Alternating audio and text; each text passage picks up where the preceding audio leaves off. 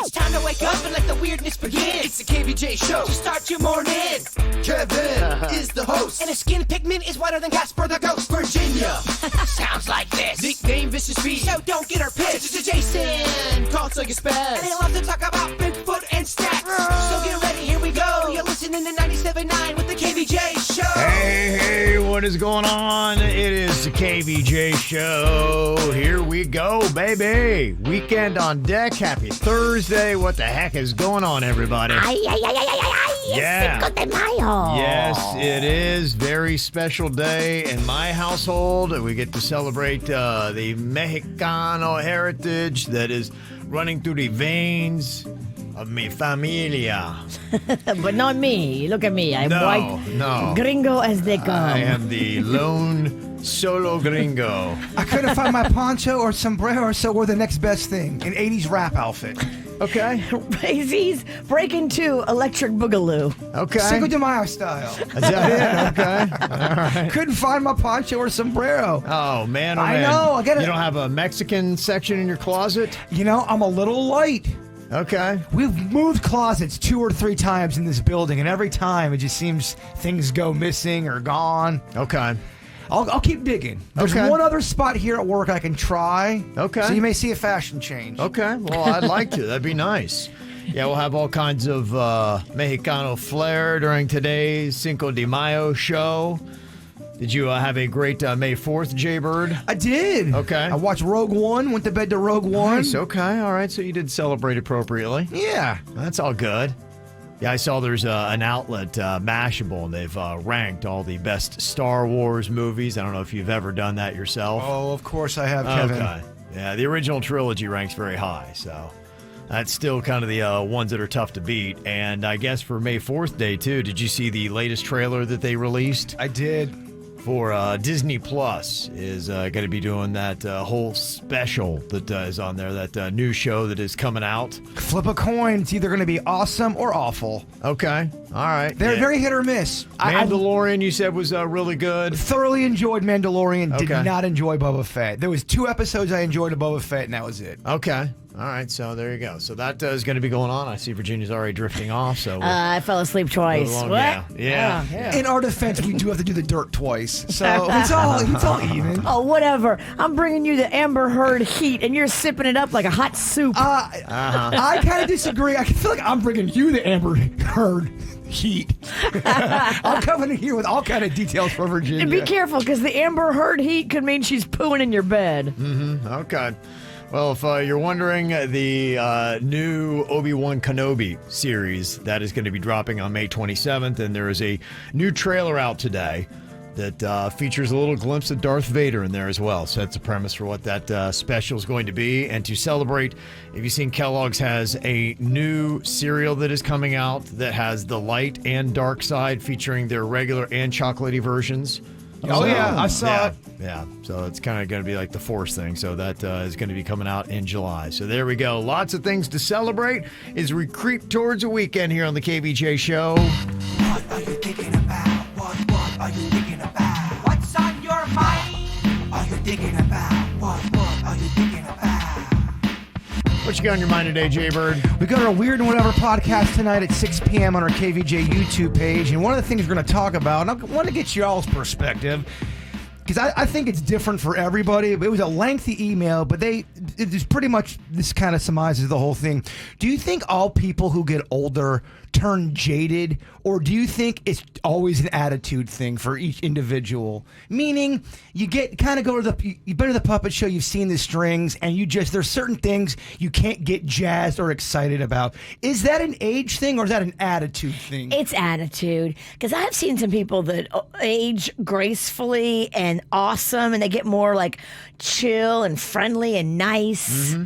It's all about attitude. But does that necessarily mean they're not jaded internally with things? They may still be able to present themselves as, hey, I'm jolly, I'm nice, but internally their thoughts are like, oh, I'm so over that, or I don't agree with that, or that's not going to work out for you, honey, because I've been to that thing before. Oh, I don't know. I'm not in their head. Yeah, well, I know. I'm saying externally, I know some old people that do it wrong, and I know some old people that do it right. I agree with you. And they live all in my neighborhood, all around me. Well, that email hit hard for me because I've got relatives who are older, and to your point, it's all about the attitude. Some of them really have reasons to complain, and they don't, and they're jolly, and some feel like they shouldn't be complaining and that's all they ever do. Hey, look, attitude's a choice. Every day you can wake up and decide to be a curmudgeon, or you can decide to make the world a better place. But I do think it's easy to let time, age, and your experience weigh down on you and become jaded. I think for some people, they got to work a little hard not to be. It's hard work sometimes. The internal dialogue that you have in your head really sets the mood. You're in charge of all that. And I know people that just can't set a positive dialogue. They just can't. Well, a good attitude for some people is hard work, and you have to work at it. And that means you kind of have to, I don't know. You have to wake up and have a mantra of positivity, because some people aren't prone to it. You got to fight through it, fight through your natural desire to be a jerk off, and try to tell yourself to be nice. Now, I know there's other factors too. The older you get, you have more ailments, there's more pain, there's more things to deal with. Hemorrhoids. Well, you kid about hemorrhoids? I know family members who had hemorrhoids, and yep, it changed their personality. A bad case of hemorrhoids can make someone go from, Who in your family had the worst hemorrhoids? I don't want to say it because they're no longer with us. Damn. Wow. Okay. You take that to the grave, I guess. You take it to the urn, Ralston. Yeah, you die with your roids. What's on your mind today, Virginia? Well, remember at Pride Fest, we were on that float, and I had my speaker, my big speaker, and we were jamming, we were dancing, and then my speaker broke. Yeah. Which time? This time. Okay. Every time. But this time in particular. And thank God we called DJ Christian, and he swooped in like an angel and brought his sound system. In under an hour, that dude was there and saved the day. We had music on our float at Pride Fest. And I was so sad. And I came in here, and I'm like, what do you do with the broken speaker? I was going through some paperwork yesterday. I found the receipt for that speaker. And I don't know how I had the brilliant mind to do this. I bought the warranty on it. I can bring that thing back. Oh, wow. Okay. And it says here, 12 months, parts and labor. That's beautiful. Look at you. I'm so excited. I can't believe I actually did something responsible like an adult and bought the extended service plan. You did something right, huh? I never buy the extended service plan, but this is one time. If you like to jam with speakers, they blow, and I've blown lots of speakers. Get the extended warranty. Do what I accidentally did, and it'll make you feel awesome when you can just bring it back and get them to fix it for free. You said DJ Christian, and he's swooping like an angel. Sounds like a church DJ. It does. DJ Jesus. Came in with a prayer, huh? He did. And they're just doing it. Yeah, I think that's kind of interesting. You talk about that because I was looking at this list that CNN has posted on things that you are wasting your money on. And one of the things that a lot of times they talk about is people who buy some of the extended warranties, and overpaying for insurance is one of the things that they say that people are wasting money on. And that's one of the things that I'm always curious about, because number 5 on their list of the top 7 things, they say extended warranties. They said they're usually not worth it. You're better off putting the money in emergency savings for unexpected expenses. And in the long run, you save money doing that. Well, this extended warranty only cost me $60, $59.88. The speaker is a $600 speaker. Yeah. And for me, that is worth it. I'm sorry. Because this girl blows speakers. This is like the 5th speaker that I've blown. She's a speaker blower. Yeah. I do. I just blow them all. Yeah, that's why I was just curious about that, because I'm always so twisted when you get something that has a little bit of value to it. And they're like, do you want the extended warranty? And I'm like, oh my gosh, I don't know. I feel like getting the extended warranty is the responsible thing to do. And then you see lists like this. I don't know if you trust CNN. Many do not. But if you do, then they're telling you don't get the extended warranty. What's the name of the list on that article? What's the headline of that article? 7 things you're wasting money on. That's from CNN? CNN, yeah. How about advertising on CNN? Their ratings are low. I don't know. I mean, I just feel like this is going to save me a lot of money. Okay. $60 is going to save me from having to buy a new speaker. That to me is a small price to pay. I blow every speaker. Okay. That warranty thing too, I'm noticing they kind of try to throw that down your throat on eBay on stuff you would never really get. You go, why would I want to? I think they even tried to throw that on that camping straw we got. Like, do you want to have a warranty? Like, no. Yeah, if the product really didn't have any value, then I'm like, that's dumb. Why would I get an extended warranty on this? I'm really hoping that I'm going to send this back to you guys and you'll refurbish it and give it to some other guy. Yeah, there was some. That's unreal. There was some other guy gets to drink your urine straw. There was a $15 doll that I was thinking about. It was like an alien doll. It was kind of cheap looking. Do you want the $10 warranty? I'm like, no. I don't want the warranty. $10 warranty on a $15 doll? Right. Yeah, it seems dumb. Yeah, I don't get it. That's why I'm really kind of curious. And extended warranties always twist me up. And Virginia, who's singing the praises of it, and then lists like CNN who tell you not to get it. I just don't know what the heck you're supposed to be doing. I think you got to look product by product and really assess it. How much is the warranty? How many months does it go for? Because this one goes for 12 months. And what's the product? Air condition, I get why you'd get a warranty for. It's it's a big appliance, but an alien doll, it's only $15. No. Okay. Somebody texted in and said there is a break-in period for speakers. You can't go full volume. It will always blow. So I guess if you get speakers, you need to have a little bit of time where you play them for a while to kind of get them ready to go, and then you can start slowly cranking up the volume. I bought this thing in August of last year. Oh, okay. Mama's been rocking all of 21 and 2022, so this thing was broken in. Trust. When you're about 4 drinks deep, you are looking for the 11 button, dog. You're like, how far can this thing go? I get it, Mama. Oh, I've been rocking this thing. I just got lectured because I set up my music on my TV and I blasted to the 100 level, and they're like, you're going to blow your speakers, dude. I'm like, I just like to rock. Yeah. The louder, the better. Especially if you are drinking. Oh, man. Nothing better than loud music and a cocktail if you're in charge of the music. If you're in charge, if I'm alone at the house, it is a performance, baby. Pantsless. A lot of times it is. Somebody else texted in, and they said, yeah, I worked at Best Buy in the early 2000s, and those extended warranties saved the company. We made so much money on it. They said, sell these things like crazy. I get it. A lot of people don't use them, or a lot of people don't break their stuff like I do. Yeah. I blow speakers, y'all. Okay. I wonder if there is really a list. What I would like is a list where an extended warranty makes sense. Get the extended warranty on this, but on your urine straw, don't. Just so you break it down, and in life, you're like, okay, I know it's stupid to get it for that, but it's great to get it for this. Just tell me. Just tell me what to do, because everybody's confusing me. Well, I got a couple of shout-outs to do. Shout-out to the Marlins, because you almost got me. Just as soon as I started buying into the 7-game win streak, they just got swept in their latest series. They're back to 500. Damn it. So they showed me who they are. So dang it, Marlins. I was like, I think I'm going to get my hopes up. Oh, it's still so early. It is still so early, but they took another one on the chin last night, 8-7 to the D-backs. So they are back to 500. But a big shout out to the Miami Heat, that they are showing me who they are. And I'm telling you, I am riding high in expectations for another NBA championship. Maybe it's a little premature, but they're up 2-0 in their best-of-7 series. They beat the Sixers last night at FTX Arena, 119-103. That is kind of exciting.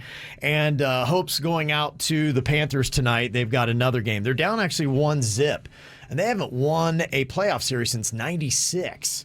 So I don't know what's going on. They're like the number 1 team in the NHL. I would hope that they would take tonight's match. We'll see what happens with that. And something else I'm thinking about doing, the NFL is trying to expand the American game internationally.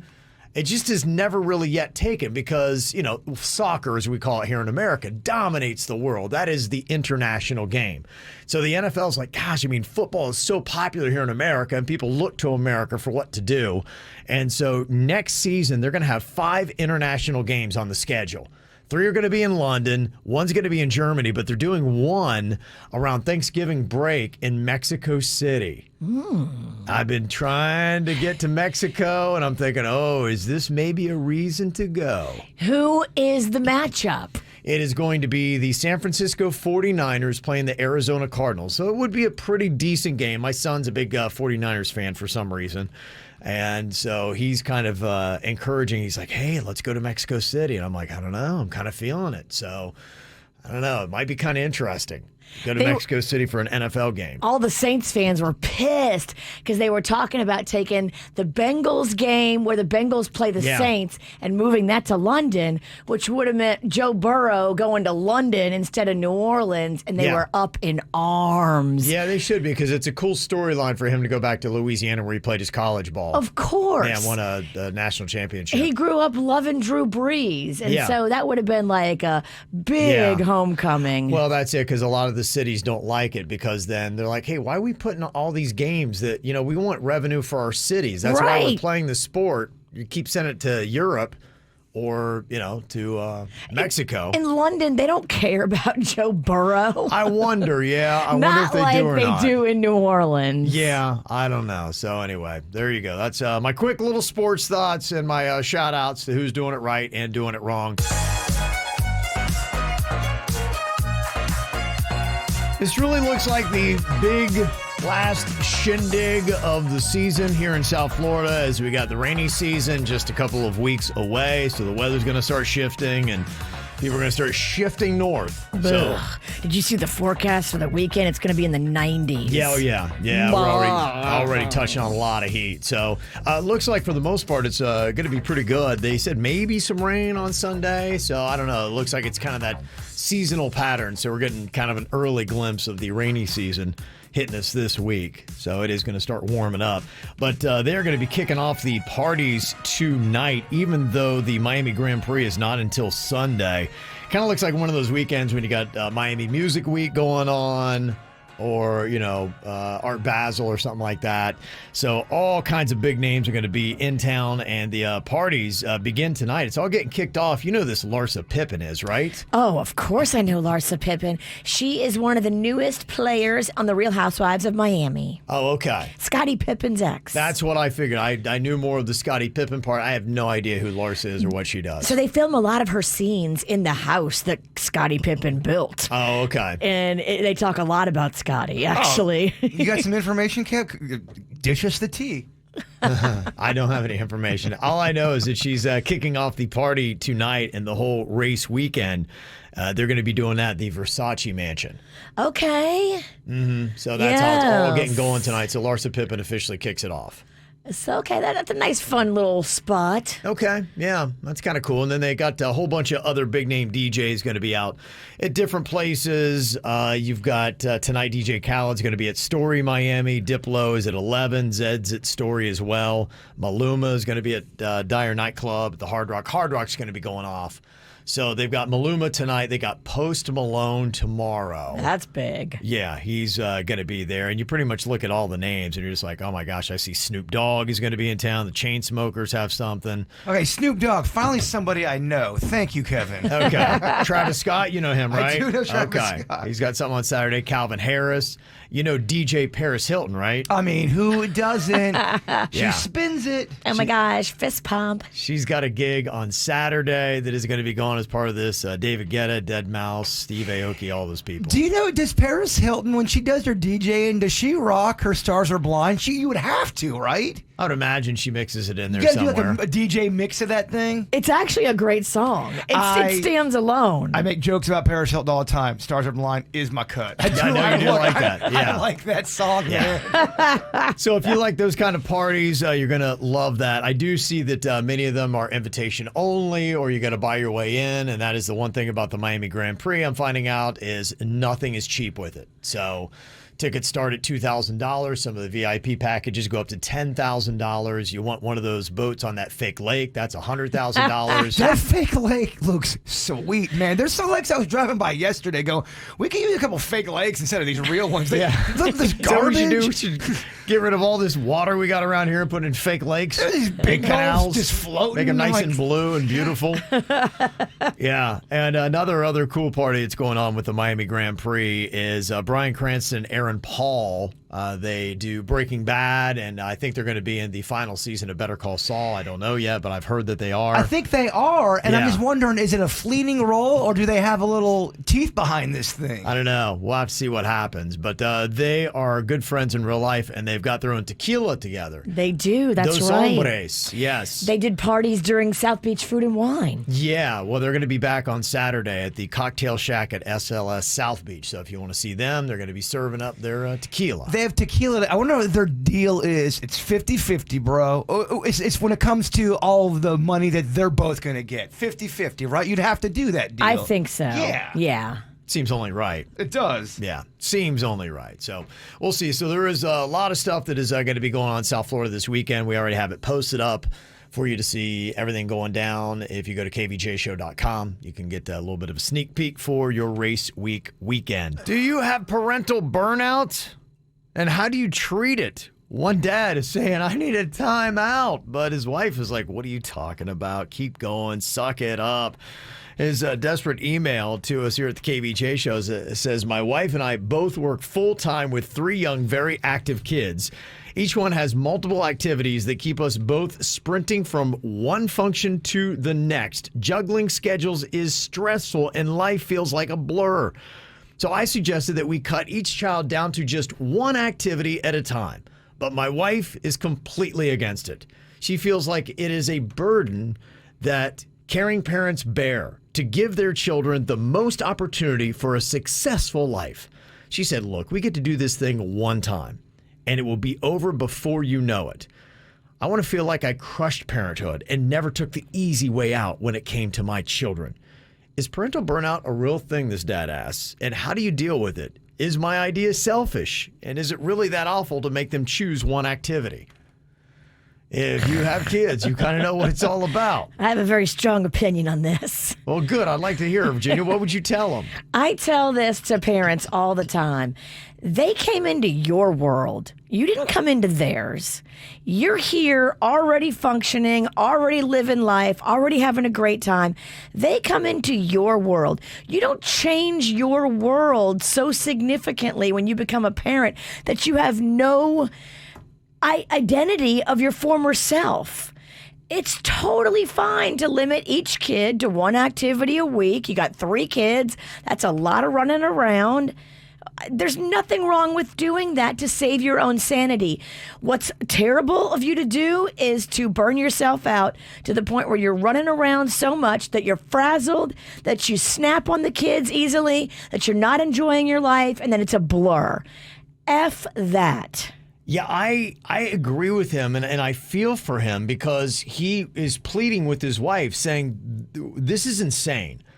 We're running around at a level that it's just not healthy, and his wife thinks that we are doing the best thing for our children. No, the best thing for your children is going out to dinner and having family time. The best thing for your children is being at home together and playing a game of Twister. That's what's best for your children, not running them all over God's green earth to go to baseball when they suck at baseball anyway. Looking back at my childhood, going out to dinner with my entire family is some of the best moments I ever had as a child. We'd always go to this restaurant called Wags together. It's some of the best moments. To your point, that is special. It is special. That is bonding. That is you and your kid talking and connecting. That is how you should look at spending quality time and making sure you're doing that every week. Go to your own version of Wags. Yeah.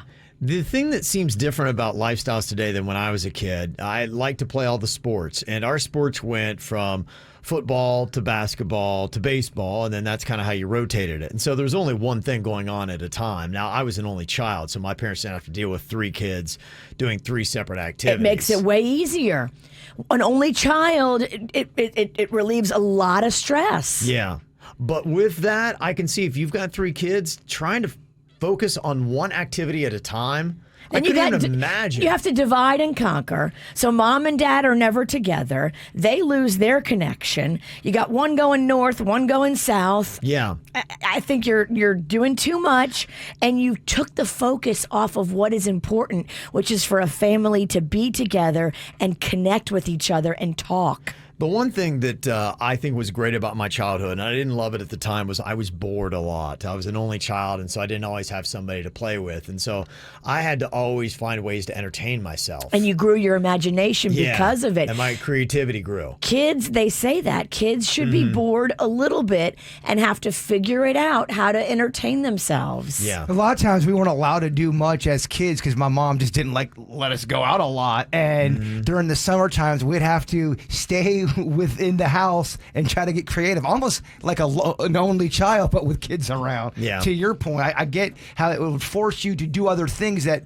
kids that are going out doing stuff don't do. Yeah, I think it's very reasonable to say, hey, you get one thing at a time. Now, you could wrap up dance for a season and move on to something else or try that. That seems great, but I'm right there with this dad fact. I can't even imagine with 3 kids, if you just want to take it down to one activity each, I don't even know how you would keep up with that. That seems like a lot. Right. If you've got 3 kids and each of them are doing multiple things, your life is probably literally a blur.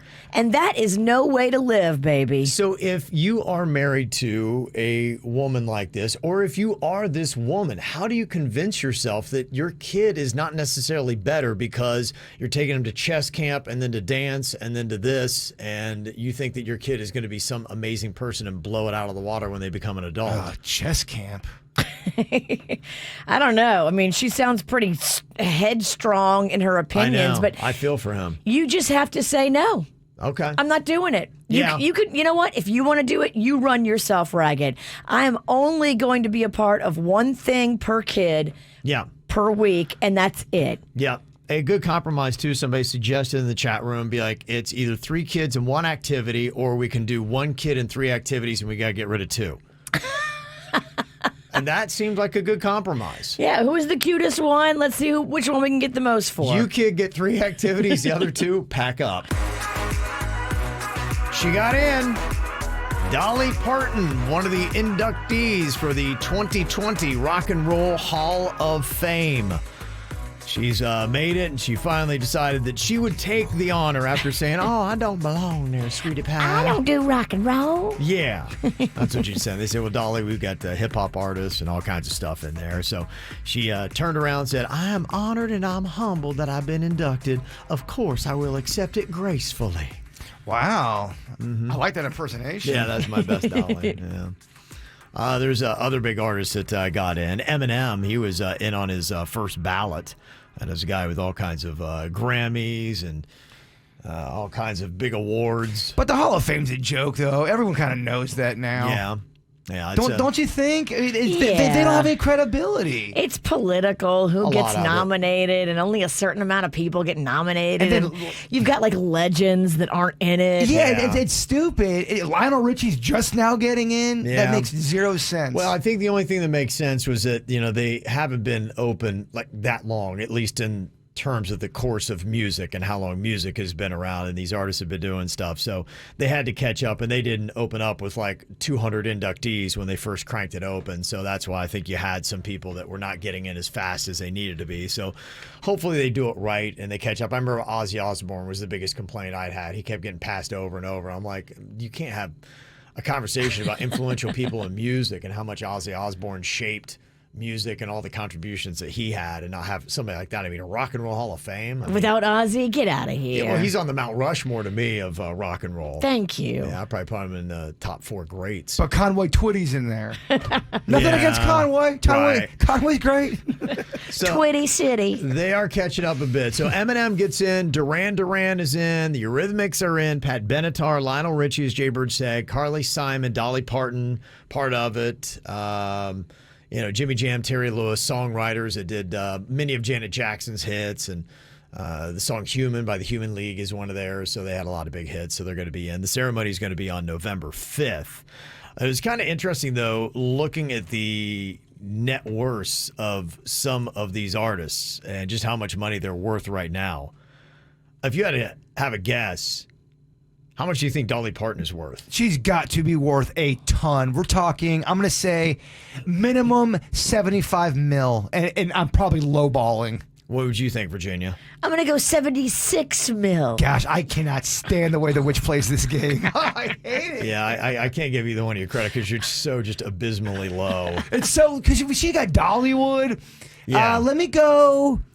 Let's go 150 mil. Low. I want to go 151 mil, Way too please. low. Still way too low. 500 mil. Still way too low. Is she a billionaire? Right up there. $805 million Dolly Parton is worth. Keep in mind, she's also a songwriter, and she's getting paid true. for that. Yeah, absolutely. Yeah. In fact, she is the most valuable inductee into this year's Rock and Roll Hall of Fame class. Wow. Of everybody we named. And you know what? Good for Dolly. Yeah, Yeah. she does it right. She earns it, girl. Yeah, $805 million. Who do you think is worth more between inductee Lionel Richie and inductee Eminem? Wow, both massive. Yeah. I don't know. I think it's Eminem. Eminem. 'Cause if Lionel had that much money, he wouldn't be on American Idol because that show sucks. That's not true. I think Lionel still just likes to give his hot takes.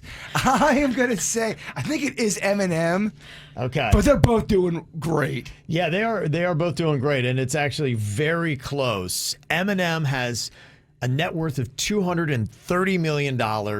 Lionel Richie, $200 million. I'm so glad Lionel's up Yeah, there. he's He doing all deserves it. He's doing all right. Okay, who do you think is worth more? Lead singer of Duran Duran, Simon Le Bon, or Eurythmics lead singer, Annie Lennox? You got Simon Le Bon, Virginia. You got a big group. You also got drugs. You got rock and roll. You got addictions So there. he had to divide his with more people. Annie Lennox only had to share hers with Dave Stewart. Hers was split in the middle. So that is going to affect your net worth. I feel like Duran Duran was bigger, though. But you're right, more people. Right. So when you come down to the split, I'm only talking Simon Le Bon versus Annie Lennox. Whose net worth is higher?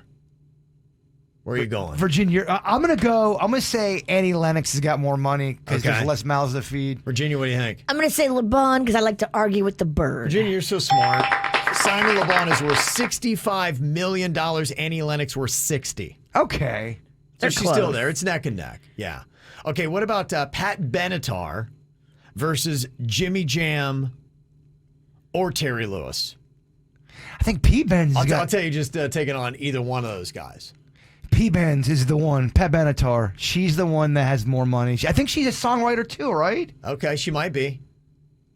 What do you think, Virginia? Yeah, I'll go P-Benz. You're going to go P-Benz for Pat Benatar? You would be wrong. Yeah, don't listen to the bird. Why did I No. follow you? Pat Benatar is worth $32 million. Jimmy Jam is worth $55 million, and Terry Lewis is worth $50 million. Damn. If they were writing massive hits and they were pretty much sole writer, yeah, they're going to get paid. Okay, what do you think about this? Will be lead singer from Judas Priest, who's also getting in, Rob Halford versus Harry Belafonte. He's also getting into the Rock and Roll Hall of Fame. Who's worth more? There's no way B-Fonts is worth that much, right? Because older artists, I don't feel like they were taken care of. Okay. I'm going to say lead singer of the band you mentioned that I can't remember. Okay. Virginia. I'm going Belafonte. Got to go Belafonte because she probably can't remember the band either. Virginia's right. Belafonte's worth more. He's worth $28 million. Rob Halford, lead singer Judas Priest. The band you forgot is $10 million. I just need to argue with you on every one, and I get it right. You're right. It's odd how that kind of works out, doesn't it? Just He's got a against knack. yeah. Judas Priest, you like them, didn't you? Or no? Yeah, they've had some hits. Yeah, I don't love them, but I've liked some of their songs. They're the ones that have all the flutes playing. They're hard, but they got No, flutes. Not at all. Huh. Yeah. Damn, Harry Belafonte is 95. Wow. Damn. Okay, so somebody's going to have $28 million coming their way fast. It's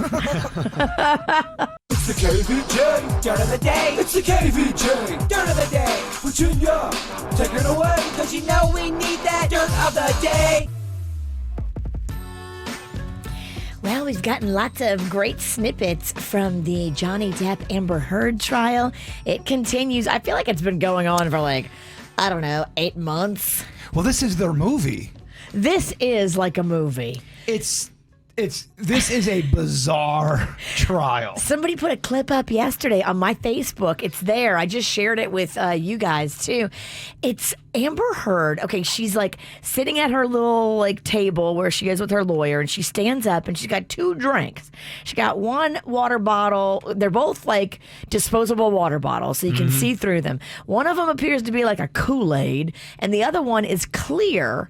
And she's standing up for a second. Somebody comes over to talk to her, but an officer comes like kind of with them and behind them, and she sees the popo and puts whatever that clear drink is in her pocket, like she's trying to hide it. I'm like, ooh, what's that clear drink, girl? Why would you? Why you would think you? she's smuggling like vodka into the courtroom? Well, I do. I think she's drinking in court. I do. Look, if there was ever a court or a trial, it's a trial, right? Is it a trial? It's a trial, and it's pirate court. If there was ever a trial to be able to drink it, it is this one, Kevin. Okay. In fact, I'm surprised they don't have an open bar in the back by the jurors. Or on the side, wherever they're at. You've got to look at that clip I sent you. It made me laugh out loud because if you're not doing nothing wrong, why are you trying to hide this water bottle in your coat jacket when you see the popo? Right, yeah. I'm wondering if there was something where they tried to get something thrown out a couple days ago, and the judge denied it. Was it her taking the stand? Do you know? I don't know. There's so much here. It's hard to go through every day. It really is difficult to keep up with all of the awesomeness that is this trial. It's pretty insane. But I guess we have a clip of Amber yesterday on the stand trying to make tears come out. Yeah, this is her revealing the first time Johnny Depp allegedly hit her. He was drinking, and I think he was using cocaine because it was like there was a jar of cocaine. I asked him about the tattoo he has on his arm, and I said, what does it say? And he said it says wino. I didn't see that. I thought he was joking because it didn't look like it said that at all. And I laughed and slapped me across the face.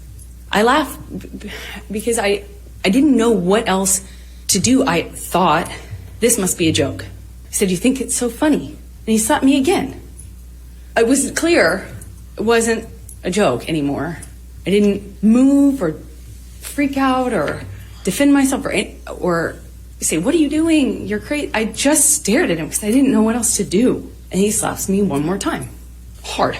I know you can't hit a woman. You can't hit a man. You can't hit anyone. You can't just hit somebody. I knew it was wrong, and I knew that I had to leave him. And that's what broke my heart. Okay. Getting very emotional. There was a lot of talk about how there was no tears at all seen throughout her whole testimony. That just, again. So it was the sounds of crying without the tears. I'm just not seeing a lot of people siding with her at all. I mean, everything I'm reading and everything that and I'm watching a lot of it too, to be quite honest with you. Yeah. And yeah, I'm not buying what she's saying. Look, I believe they were both just drunk and a hot mess and both nasty to each other. But I think that she was nastier, and I think she instigated a lot of his anger, and I think she poked him.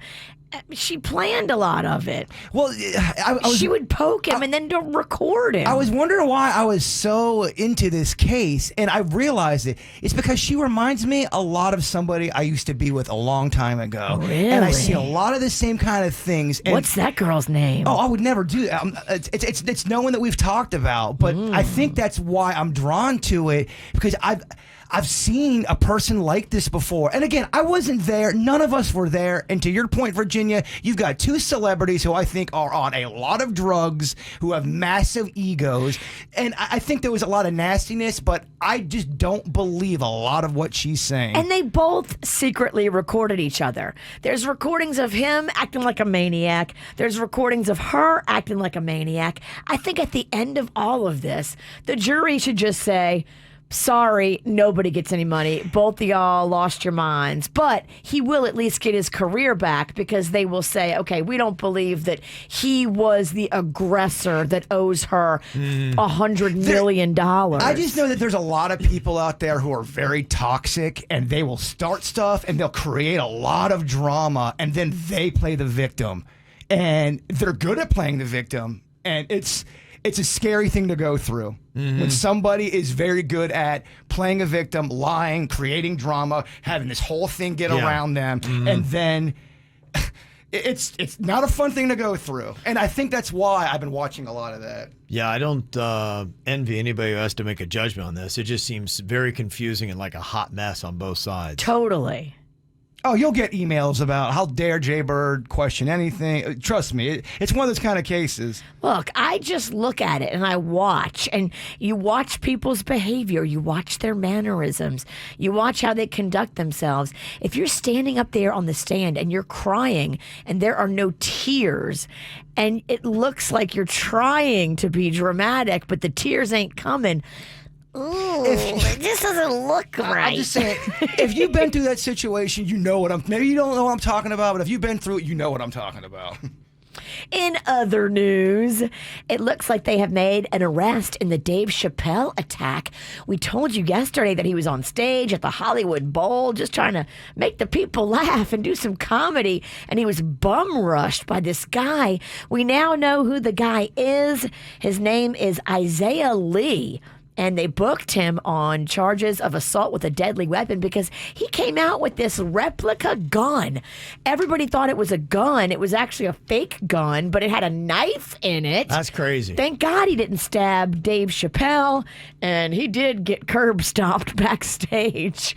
I think it's just so awesome that Busta Rhymes delivered the pain. Did you see his arm? What they did to it? They turned it backwards. It was the most gruesome thing. Him on that gurney as they were carrying him out, his arm was on backwards. It was, his elbow was facing out to the front of his body, not to the rear of his body. Well, Isaiah Lee is a wannabe rapper, and he goes by the name of No Name Trapper online, I guess. And I don't know. Why do you want to go?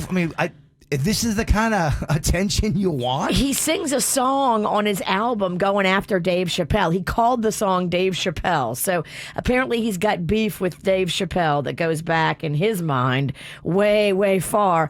I don't think Dave Chappelle knew that he had beef with this guy. If someone attacked Kevin on stage and people then attacked the attacker and broke his arm or broke his leg, you don't get in trouble for that, right? Because we're protecting you. Or does that... I don't know. Is it like a Mike Tyson thing where someone can play victim and say, oh, you hurt me? I don't know. I think there's going to be a code of silence amongst the stompers backstage. Oh, yeah. Ain't nobody going to rat on nobody, and they're all going to say, I didn't do it. I didn't see nobody else do it. Yeah, I'm just wondering if this guy's going to try to get money because it's crazy how much they must have stomped him out because I have a feeling he didn't walk into that place with his arm on backwards. You think that's how they're going to do it? I didn't see anything. When he bum rushed Dave, his arm appeared to be on straight. Yeah. I don't know. When he left the venue, arm not straight. Maybe this is his thing. Maybe he should just leave. It could be like DJ arm on backwards, and this is, his. Nobody else is doing it, so maybe they helped him out. And that's what's going on in your dirt. All right. Got some celebrity birthdays today, including Adele turning 34 years old today. I wonder if she's going to keep the honesty when she names her album titles. In fact, I think she's already kind of fibbing on them, isn't she? Because every album title is the age she was when she made it. She wrote it. Wrote it. It's not when it comes out, Kevin. It's when she wrote it. So she wrote a song when she was 18 and she's sitting on that thing still. What does that mean? Well, I'm just wondering, let's say she does write an album when she's 42. Is she going to come out with 42 or is every album going to be like, that's 36? No, I'm going to start changing the names of them. Yeah, it's 27. Yeah. So she's 34 today. Henry Cavill is 39 years old, plays Superman, and Kurt Loder. Remember that cat who, yes, back in the day when I was young, he was still old. He's now 77. So that's it? Yeah. He was the voice of so much news. For some of us, the only news we got back in the day. Yeah, when it came to music especially. So I thought that was some cool stuff. A couple other birthdays we got here today. Gianna is turning 5 from Mommy, Daddy, and Gianluca. And there's a photo of her on KVJ TV. Also, we got a happy 11th birthday shout out to, it says, my daughter. So proud of the beautiful young lady. She's come from Mom, Dad, Cookie, and Onyx. I don't see a name for her, though, but happy birthday. Also, happy 10th birthday to Lainey from Mom, Dad, Alina, the dogs Bolt, Bally, and Luna, a.k.a. Lunatic, and Jack the Fish. Jason had sent that in here. Also, we got a happy birthday wish. Madeline is sending this out to her daughter. Happy 7th birthday to Amelia Rose. Love you, honeybee. From Mommy, Daddy, Bella, and your puppies, Raina and Champ. And there she is on KVJ TV. She got Baby Yoda, Virginia. Yes, she does. Yep. I love Baby Yoda. And there's Champ. Oh, look at Champ. Yeah. What a happy dog. Yes, Champ's smiling. Okay. And today is Liliana's 6th birthday from Mommy, Daddy, and Emma. And there she is on KVJ TV. Aw, look how cute. Got a birthday one on the KVJ Show? Just let us know. Mail at kvjshow.com. MAIL at kvjshow.com. Are you cleaning up your dog's poo? I hope you are, but not everybody does. In fact, they recently did a survey with Gen Z, the younger of the generation, and they said that more than a third of Gen Zers are admitting that they do not pick up their dog's poo. I mean, what is wrong with you? Yeah, I think everybody needs to. More than a third. If you live in a townhouse community or an apartment community and you got people, even if 25% aren't picking up the poop, it is awful. It's littered and riddled with dung everywhere. Yeah, it gets really nasty. And, you know, this is an interesting story that I'd see. Now, this is Tampa Bay, but I can only imagine South Florida's got to be more.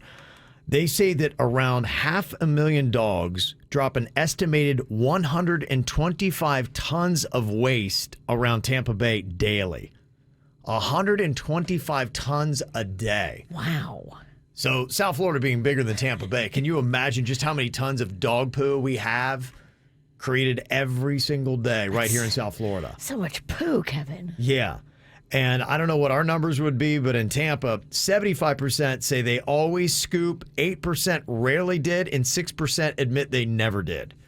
So there are those people out there, and let me tell you, if there's anybody that needs to be shamed into doing the right thing, it's those people that need to pick up their dog's poo. I always think about that one girl. She was really good looking. She always would walk her beautiful dog, big dog though, big pooper. She would not have it on a leash. She would let the thing just dump right in front of everyone's house. Then she'd look at you. She wouldn't break eye contact with you, and then she'd go for her little jog with her dog and not pick up the poop, not have the dog on the leash, and just run her merry way. And doing everything wrong. There was always just so much crap around there. It's terrible. Hot poop privilege. Yeah, she was hot. And if people were like, oh, let the hot girl go. No. Well, nothing aggravates you more if you live maybe in one of those townhomes or, you know, in a communal type area and you're taking your dog out in the morning and you're in your bare feet and you are half awake and you step in a pile of something. Like, it's just like, this shouldn't have happened. Well, she was letting the dog poop on the walking and jogging trail. So, Exactly, yeah, yeah. it was a bit of a problem. Yeah, nobody wants that. So what do you do? Because some people are going, I don't carry around poo the entire walk. So you'll see somebody dumping in somebody else's trash can, and some people flip out about that. So is it actually against the law if you drop your dog's poo in somebody else's garbage can? Now, in Florida, for the state, it's not criminal to touch a neighbor's garbage can or to dig through it, because the Florida statute deems its contents to be abandoned and the expectation of privacy is void. So that's how they rule about garbage cans in the state. But they say that if you break it down city to city, there may be an ordinance that has some rule about it. Like I know in Tampa and St. Pete, they do have civil ordinances against placing garbage in the container of another person who is paid for its collection. And if they catch you, you can get a $500 fine there for doing it. Well, think about it too, and you probably never think about this. You could frame somebody. What if you took some drugs, threw them in someone's garbage can, and then called it an anonymous thing? Hey, I think Virginia's got drugs over there. Just check her trash can, bro. I would never throw out drugs. But they may not know that. We know that because... But the cops may not know that. Not believable, Your Honor. Yeah, not I'm going to believable. call 87 character witnesses. What user's going to throw their drugs away and in the garbage?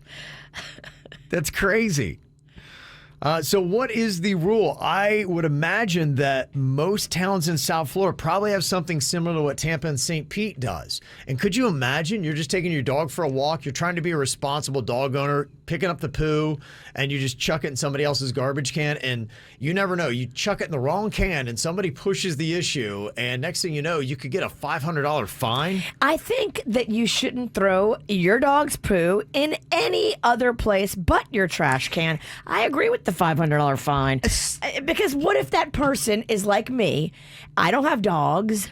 I don't want their poo in my trash can. What if the bag breaks while it's in there? What if it gets all mushy and pooey on the bottom of my trash can? I don't want that. Typically, Yeah, if you could say, especially if it's raining hard. Yeah. Wet season. Well, typically, usually they have, if you're in a community like that, a townhouse or an apartment, they'll have stations where you can throw stuff away so you don't have to walk too far. With Yes. and if you're doing it in a regular neighborhood, you know, that's, I don't have to tell you, you're a dog owner. You have to sometimes walk with poop in a bag. These ain't the best quality bags either. They're like produce bags at the grocery. They're not Ziplocs. So they're not impenetrable. If they throw it in my garbage can and I have something that pops the bag, now I got a poo can and I Yeah. got a problem.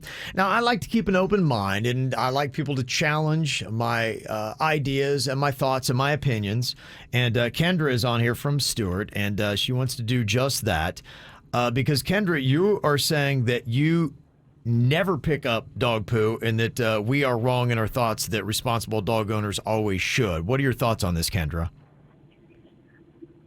I'm not going to say you're wrong. I'm Okay. not going to say you're wrong. I'm just going to say, okay, first of all, I'm 45 years old. I've had dogs all my life. I love dogs, okay? With that being said, I could see if the dog poops on the street or on the sidewalk or something like that, or in someone's actual front yard, okay? That might be a tad bit different, okay? However, I have never picked up my dog's poop. My dog's 150 pounds.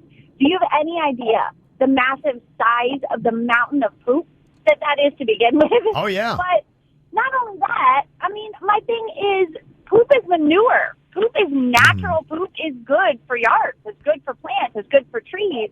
Why would you pick something up like that? I just don't. I don't get it. It's gone within a couple days anyway. Okay. Interesting challenge. I have never heard more of a wrong call in my life. Okay. Because you're not. Here's what you're not thinking. You're thinking on an earthy level, and I get all that. If you were letting that happen at a farm, that's great. But you are. We're talking about letting poop around the residential area, and people A walking path. People are stepping. That means you're inconsiderate, and you're only thinking of your perspective. That's really what that tells me. And now, and I want to go with Kendra's thought about, okay, it's manure. I've got a small dog, and I'm the one that cleans up the poo in the backyard, and I do it about once a week. And every now and then, this dog, it's like an Easter egg hunt. She likes to hide it and put it different places. And so I will not find a pile until maybe a couple weeks later. I tell you, it takes a good probably 2 to 3 weeks before it would be to the manure stage and you wouldn't notice it. Yeah, At least I'd say 3 weeks. And I'm not trying to be rude when I say this, but if you're talking about how you have this big old dog, if you can't take care of your big old dog, then you got to look within. If you're complaining that your dog takes big dumps and you don't want to pick them up, that's not a dog problem. That's a you problem. Okay. All right. Interesting Right, challenge, and I though. see that. I Okay. see that, but my thing is, I'm not going to have them poop somewhere where people are going to walk. That's disrespectful. I understand that. Okay. But I mean, there's like a big field. There's like a big area that you can go over that no one walks into other than to bring their dogs to go potty. It's kind of like a community potty type area per se. You know what I'm saying? You know, it's just, I don't know. I just think it's a natural thing. I just don't get the point. Well, one question I do have, Kendra, here, because somebody is challenging in a text saying that, you know, the thing with dog poo is sometimes the dog poo could carry diseases. I've heard of the doggy disease parvo, that you always want to make sure your puppy doesn't get parvo because it's a death sentence for a lot of dogs, and the diseases can spread that way. What would you say to that, Kendra? That is a point, and I will admit I did not think about that part. Okay. Of it. Yeah. That is true, and that person does have a very good point Okay. relating to that. Yeah. Yeah. Okay. Yeah, Well, that's why I like these challenges, so we can all learn a little bit more and maybe broaden our own perspectives on things. Yeah, I mean that kind of attitude that she has is really kind of what's wrong with a lot of things. Yeah. She's admitting, though, that Yeah. she could be wrong a little bit. Yeah. Oh, yeah, I agree. I'm not trying to be a jerk when I say that, but she openly says, I don't want to pick up the dog. Look, she knew she was going to fire some people up. And I'm sorry. You don't get, everyone knows you pick up your dog poop. Kendra is 8% of dog owners. That sounds right. That's what it said. 8% of dog owners share Kendra's opinion on this. That it is a natural fertilizer and it is not a big deal. Is she still on? No, I just released her. I would love to know. Release. After talking, are you going to now pick up your dog's poop? Are you going to? Oh, she ain't picking up nothing. By the way, that dog weighs more than me. Can you imagine what that dog leaves behind? But that's my point. She's created this problem, and then she's going to say, well, you guys are the wrong one. That is a big dog. Yeah. Well, yeah, it's just that was an insane phone call, Kevin. Well, I'm sorry. I have to be the one the to say challenge. it. I like get the it. You have to be the challenge. middle guy and say, "Oh, we I don't like want the challenge. I'll be the one that goes. That was we a can good discuss it. phone I call. think Kendra, when she got off the phone, she's like, "Yeah, okay, I didn't think about that." So sometimes you may hold firm to an opinion that's uninformed, and the more you know, you'd be like, you know what? Yeah, you're right. I actually do need to clean up my dog's poo. So there you go. I don't know about the individual laws, though, but I just wanted to put that out there for people. If somebody says, hey, you can't do that, it is illegal, they may be right, and that is kind of the warning to the people who will take their dog poo. I have heard that some owners, they get biodegradable bags, and they will chuck it into bushes or into the woods. Does anybody feel okay about that? Because you removed it from somebody else stepping in it, but is that any better than chucking it into somebody else's can? Yes, I think it is better. It is, okay. I do. I think it's better if you put it like in a bushy area where no people are walking. But is that right? If you see somebody, because I would be like, what are you doing? If they took a bag and went, phew, and just flung it. Because it looks like litter. They don't know it's a biodegradable bag. It's hard to say. Yeah, okay. It's hard to listen to. Okay. All right, well, there you go. All right, Who Dat Celebrity? We're going to see if you guys can identify famous people's voices. I will have Virginia and Jaybird write down their answers, and we'll see if you can get a perfect score. You're going to have 5 different celebrity voices you're going to hear. Okay, here is celebrity voice number 1. Write down who you think this is. Was human fecal matter. So I understood why it wasn't a good time to go down there. Okay. All right, what do you think? Any thoughts on who that could be? All right. What did you write down, Jay Bird? Jack Sparrow, Pirates of the Caribbean. Okay, Jack Sparrow. All right. What did you write down, Virginia? I wrote down Johnny Depp. Johnny Depp is the correct answer, Virginia. Yes. That's what we're looking for. Johnny Depp. That's who that famous voice was. Okay, here we go. Celebrity number 2. Can you get the perfect score of 5? Write down who this is. It's about 12 of them, cuz they didn't back the gator up. I ain't never seen a gator get punked by no mongooses. Retreat. Yeah, back up, fool. Get deep. Yeah. We them boys. Hey, hold on. We them boys. Okay. He's got the mongooses in a gang. I love it. We them boys. Hold up. It's amazing. Okay, who did you write down for that, Virginia? Snoop Doggy Dogg. Snoop Doggy Dogg. Jay Bird. Snoop Dogg. That's it, baby. Snoop Dogg. You guys are perfect so far. Okay, they're going to get a little bit more challenging here. Celebrity voice number 3. Who is this? As I was getting ready for the show this afternoon, I suddenly got very nervous about hosting, but then I remembered the advice my mom gave me about overcoming stage fright. So I drank an entire box of Chardonnay and I feel much better. Okay. Who is that celebrity? Talking right there. Can I hear it again, please, sir? Okay. As I was getting ready for the show this afternoon, I suddenly got very nervous about hosting, but then I remembered the advice my mom gave me about overcoming stage fright. So I drank an entire box of Chardonnay and I feel much better. Okay. What do you think, Jay Bird? Who did you write down there? I wrote down Jennifer Lawrence. I thought it was her, Okay. possibly hosting SNL.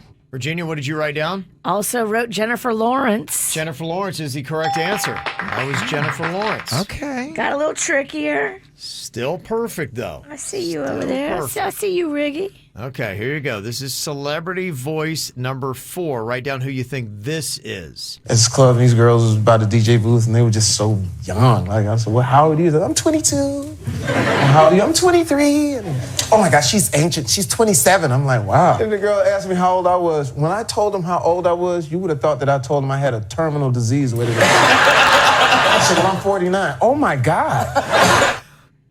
Okay. Any idea who that celebrity is? Could I have one more taste? Yeah, give you give a it to little us bit more. again. Okay. At this club, these girls was by the DJ booth, and they were just so young. Like, I said, well, how old are you? I'm 22. How old are you? I'm 23. And, oh, my gosh, she's ancient. She's 27. I'm like, wow. And the girl asked me how old I was. When I told them how old I was, you would have thought that I told them I had a terminal disease. With it. I said, well, I'm 49. Oh, my God. Got it. Locked it. Got it and locked in.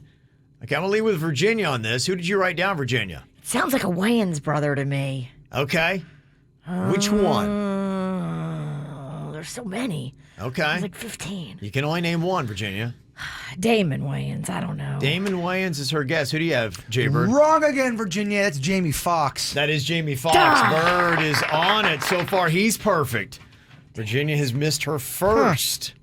I know a lot about celebrities, Kev. Maybe I should do the dirt. It's all yours. Right. Dirt of the J. You get Oh, it. you guys would hate my dirt. Oh, if I had to do the dirt. Wrestling news. Oh, it would be awful. You guys would hate All it. celebrities from the 80s. And he'd work in Aliens and Yeah. Bigfoot. It would go awry and askew eventually. Yeah. Okay, here we go. Fifth and final one. Who dat celebrity? What do I think? You know what, Stan? If you want me to wear 37 pieces of flair like you're a pretty boy over there, Brian, why don't you just make the minimum 37 pieces of flair? Okay. What celebrity voice is that? How you feeling on that one, Virginia? Not good. Okay. Can I hear it again? Yep. What do I think? You know what, Stan? If you want me to wear 37 pieces of flair like you're a pretty boy over there, Brian, why don't you just make the minimum 37 pieces of flair? Do you know what movie that's from? I know that voice. You know the voice. Yes. Jay Bird's on it just by the voice, not even knowing the movie. But in all fairness, I do know the movie, but I also know this voice very well. I would have gotten from anything you'd have gone. Virginia, do you have an answer? I wrote something down. I think it's Jennifer Aniston. Jay Bird, what did you write? A very young Jennifer Aniston. That's a very young Jennifer Aniston. Okay. Jay Bird went perfect. Look at that. Dirt of the J. Wow. He beat Virginia. Who wants to laugh their ass off? Ooh, I know I do. He wrote some funny punchlines just for me and you. It's Dennys Joke Jury. Who's ready to laugh? Oh, man, you know I am. Oh, boy, here we go. That's maybe the best part of the entire week. Denny's got some comedy here for us. Hopefully nobody will tackle him during his act. I don't know. Can't make any promises. Yeah. I don't want to get stomped by Chappelle. Yeah, anybody want their arm turned around backwards? I got a fake Don't think about gun it. with a knife attached to it. Let's go, Nobody Big touch D. Denny's. And I'm attacking because I love hugging you. Yeah, Bird might be the one that spears him. Just out of love, though. Just out of love. Out of love. Yeah. All right, Denny's got some comedy. We're going to be the jury and tell them what hits and what misses. What you got today, Denny's? All right. Why did the Tibetan monk study meditation at Little Caesars? I don't know. Why did he study meditation at Little Caesars? He was trying to obtain pizza mind. Pizza mind. Oh. Pizza mind. Oh. It's a thinker. Pizza. Meditation. mind. Pizza. Oh, yeah. I love it. Pizza mind. Okay. All right. Why did the ocean find the shoreline to be unapproachable? I don't know why. Because it had resting beach face. Unapproachable. I love it. Don't go out there with your resting beach face. Okay. Digging it. Why are scientists concerned about the rising levels of dirt? Why are the rising levels of dirt? I don't know why. Because it could lead to global warming. Oh my God. Global warming. I might get tackled for that one. This guy. Spear him. I might get speared. I love this guy. I would If you deserve ever it were too. going to get speared for a joke, that might be it. Global warming. One comedy. That No one's might be doing the that. one. That might be the one. Fourth joke. Why won't firefighters let work interfere with their friendships? I don't know why. Because bros before hoes. Oh, fire hose. Hose. Play Get on the words. Clever. That's how I live. Okay. And final one. What did Miramax name their new company motorhome? Miramax's company motorhome? I don't know. What did they name it? RV Weinstein. RV Weinstein. By the way, don't go in. No. Don't renting go in. anything. Might get a charge. Oh, You man. will be accosted. Yes. Home run, Josh. Oh, nice. It's the KVJ Dirt of the Day. It's the KVJ Dirt of the Day. Virginia, take it away, cause you know we need that Dirt of the Day. Well, I don't know why he's talking now. It has certainly been a long time, and you would think that there would have definitely been some kind of paper that he signed that says he could never tell the deal. But Ray J is talking about the Kim Kardashian Ray J sex tape, and it was famously portrayed in Keeping Up with the Kardashians on the E! Network, and you saw Kim bawling, crying when she found out that the sex tape was going to be released. And you were like, oh my gosh, poor thing, my ass. According to Ray J, if you believe Ray J, he says that Kris Jenner, Kim Kardashian, and himself entered into a negotiation, and all of them signed off on the deal that would release the tape with Vivid Entertainment and make the money. And it was after they saw the success of Paris Hilton's enormous sex tape that they were like, okay, let's do this. Who do you believe, Kev? Ray J or the head of the snake, Kris Kardashian? I believe Ray J. I do believe Ray J. Because it's always been so calculated. It made so much sense. And I think that was really the one disturbing hurdle you have to get over with the Kardashians' fame. And some people may be going, hey, if I had to market my daughter's sex tape to get all the riches and everything our family has today, well, it was worth it. And you could argue that. That would be interesting to see where most moms would... let's say, for instance, Virginia, you were faced with this whole thing, and I will unveil for you the wealth your family can have. All your other daughters will be billionaires, but you have to take your daughter Magnolia's sex tape and you have to go out there and try to market it to get as many eyeballs to watch it as possible. Would you do that for what lies on the other side of it? I would let her make that decision. I don't think it's my call. I think that she's there. She's down with it. She's asking in that you for situation. advice. Mom, what do I do? How should I do this? Yeah. So she's there saying, hey, is this a good idea? Should I do this? And she's like, I'm cool with it. I'm just asking you if you can do it. And since you're in the media, Mom, can you go out there and get this a deal? Would you do it? I mean, I wouldn't be happy about it. I don't think it's a good move for Mags. Of course you wouldn't be happy I would about not it. be happy about it. But again, you can wouldn't- see the future and you can be like, wow, but our whole family is going to be set. I wouldn't stand in her way from doing what she wanted to do, but I couldn't be like Kris Jenner. I couldn't negotiate the deal. You wouldn't be encouraging it. No, I wouldn't want to be a part of it because we still have, I mean, her great-grandmother is still alive. This might kill great-grandma Helen. I can't sign off on it.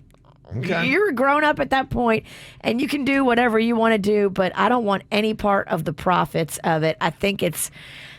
So you would say no, and all that wealth that your other daughters are going to get is going to go away, and you're just going to stay in obscurity, and your tiny 5,000 square foot home. Some people are okay with that, dog. 5,000 square feet's not tiny. Some people don't have to have all the fames and the riches to get through. I think everything has a price, and I just don't know if I would ever be okay with that being out there with my sweet Magnolia. I stand with the witch. Look, I agree with the witch. If I had kids and they wanted to do things when they're adults, and if I didn't agree with it, look, c'est la vie, they're adults. But would I actively encourage it? No. Would I sit down and negotiate the deal that also doesn't have NDA attached to it, apparently, because he's talking? Now, was there an NDA that the statute of limitations ran out on? That could have happened. I figured this would be an easy thing to prove, too. Yeah. So we know for sure, I guess, what happened. And now a big part of the storyline on their new show on Hulu is that there was a second tape, but that Kanye actually went to Ray J, got the hard drive and the computer for the second tape, and gifted it to Kim and said, don't worry, no second tape will ever come out, baby. I protected you. Here's the hard drive. Oh. And Ray J's like, I never had the hard drive of that. Yes, I did give Kanye a computer, but it had no sex tapes on it. There was no second sex tape on that hard drive. It was other stuff about our relationship, but there was no second tape. They're making it up. Well, that was the clip that they promoted the new show for the Kardashians. It's Kanye giving Kim Kardashian the laptop. She's crying. Thank you, Kanye. You're the best. And she's a better actress than Amber Heard, because when Kim K cried, she had tears. She's a better actress, huh? I think so. Okay. Wow. I just never thought he would say that. We all suspected that. You know, it was after Paris Hilton's tape, and that catapulted her. Sure, and they almost had an example of it. And that's where that is my thinking, is that really was it. They had the example. They were so close to it. And I think Kris Jenner saw this and was like, honey, are you okay? Because I've got somebody that will buy this. This will propel you into the stratosphere. Because remember how competitive when they started to have that rift, Kim Kardashian and Paris? I'm old enough to remember that. Sure. And they started to fight because they were jealous over the fame. And Paris definitely was a much bigger name than Kim Kardashian, because Kim started to get the attention with their looks and everything else. And that tape, it was a game changer. The family got the TV deal because of it. And now look at her younger sisters. They're billionaires with their makeup companies. And so that ultimately, I believe Kris Jenner always was key to that. And she made that decision for fame and fortune. She marketed her daughter's sex tape. Yes, the head of the snake. And I'm just curious, how many moms would do that? Oh, I mean, it's the same. 20%. If they were being honest, 20%. You think 20% of moms would do that? Absolutely. Okay. I mean, and two, you have to think about it like this. Okay, am I going to send Magnolia into the wolves without me? Who's going to protect her if Mags decides she wants to put her tape out there? Okay, Mags, you want to do that? Go do it. I don't want to be a part of it. But then who's going to represent Mags? Who's going to be on Mags' side? Who's going to protect her and make sure she gets paid? No. Maybe that's how Kris looked at it. Maybe. This is where the momager was born. Mm-hmm. So who knows? Who knows? Yeah, it's a very interesting dilemma that I wish they would talk about on a true open up scale. And the major problem I see is how the fact we got duped and talk about the Kardashians for a good. That felt like 6 mins right there. Okay. Oh, you were drinking it in like hot soup. Well, guess what? I'm spitting it out now. You love it. You need it. And finally here, talking about sitting down on a podcast and opening up, Kim Cattrall just did that, and she talked about why she would never play the iconic Sex and the City role of Samantha again. She said, look, it was a great wisdom to know enough was enough. I didn't want to compromise what the show was to me. Moving forward, it seemed very clear what I should do, and they weren't going to do that, and then I didn't want anything to do with it. I mean, they got a feud and a bitterness that it goes deep. They do not like each other. No, they do not. And she says, look, as far as the reboot, I was never even asked, so there was nothing for me to turn down. Sarah Jessica Parker did not even ask me to be a part of it. So I didn't turn anything down. You look like you made the right move, Kim. I wasn't invited to the party. I mean, that thing got panned pretty bad. Yeah, it did. Oh, I'm so excited for season 2. Oh, I hope they double down on awful. There are some people that love it. Well, that's anything in life. It is crazy. And that's what's going on in your dirt. Oh, Justin Bieber. Thankfully, things are going okay for him, but I know that he had been struggling a little bit, talking about his emotional breakdown after he first got married. It's a journey. I mean, I remember when I first got married, I hit a little bit of an emotional breakdown because I thought marriage was going to fix all my problems, and it didn't. It just kind of was a reflection of like, you're a bit of a hypocrite, man. Like, you want your wife to do something that you're not doing. And it's hard sometimes to look in the mirror and really have to realize, man, maybe you're not the person that you necessarily thought that you were. Okay. Get married to help your problems? Isn't that the other way? The problems don't go away just because you got a ring. Uh-huh. Oh, you found that out now. I thought that often makes more. Yes. Now you can't get out quickly. Yeah. I mean, you can argue you've given yourself so many more problems getting married. It's literally, you might as well put little handcuffs on your finger instead of a ring. Oh. You done. You guys do. You guys have invisible handcuffs on. Yeah. Yeah. Man. That's what you do. Yeah. Stupid Young, handcuffs. naive Bieber. Don't get married, y'all. I'm over here all free, stretching. Be like the bird. All right, here we go. Well, we all do dumb things. Sometimes when you do, you're a little kid. Other times you are a drunk adult. If you got a story for us, just download the free WRMF app and look for the mic drop feature in the bottom left corner. That microphone right there will send us audio. You start by telling us the dumb thing you did, leave a little bit of a space, and then tell us if you were a little kid or a drunk adult. Got a story here from Ralph. Ralph, what dumb thing did you do? I shook up a full cherry Pepsi bottle and I sprayed it on a security guard. Okay. Sounds a little kid to me. That feels little kid. Stupid little kid. And kids love cherry sodas of I all think sorts. so. Cherry soda's delicious. Oh, cherry 7-Up. I'm going to, not to digress, Kevin, but it's the best soda out on the planet right now. Oh, it is. Cherry Wow. 7-Up's What the a best. bold statement that is. It is. Wow. I'm actually going to go the other. I'm going to go drunk adult on this. Ralph, what were you? I was a drunk adult. This douchebag of a security guard was trying to get all lippy with my wife during a barbecue we're having in a local park.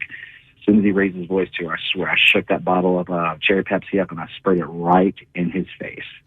And I promise you, he left us alone after that. Wow. Oh, dang. Gotta watch some of these security guards that think they like to abuse their power sometimes, especially if you have a skateboard. Paul Blart. Yeah. Yeah.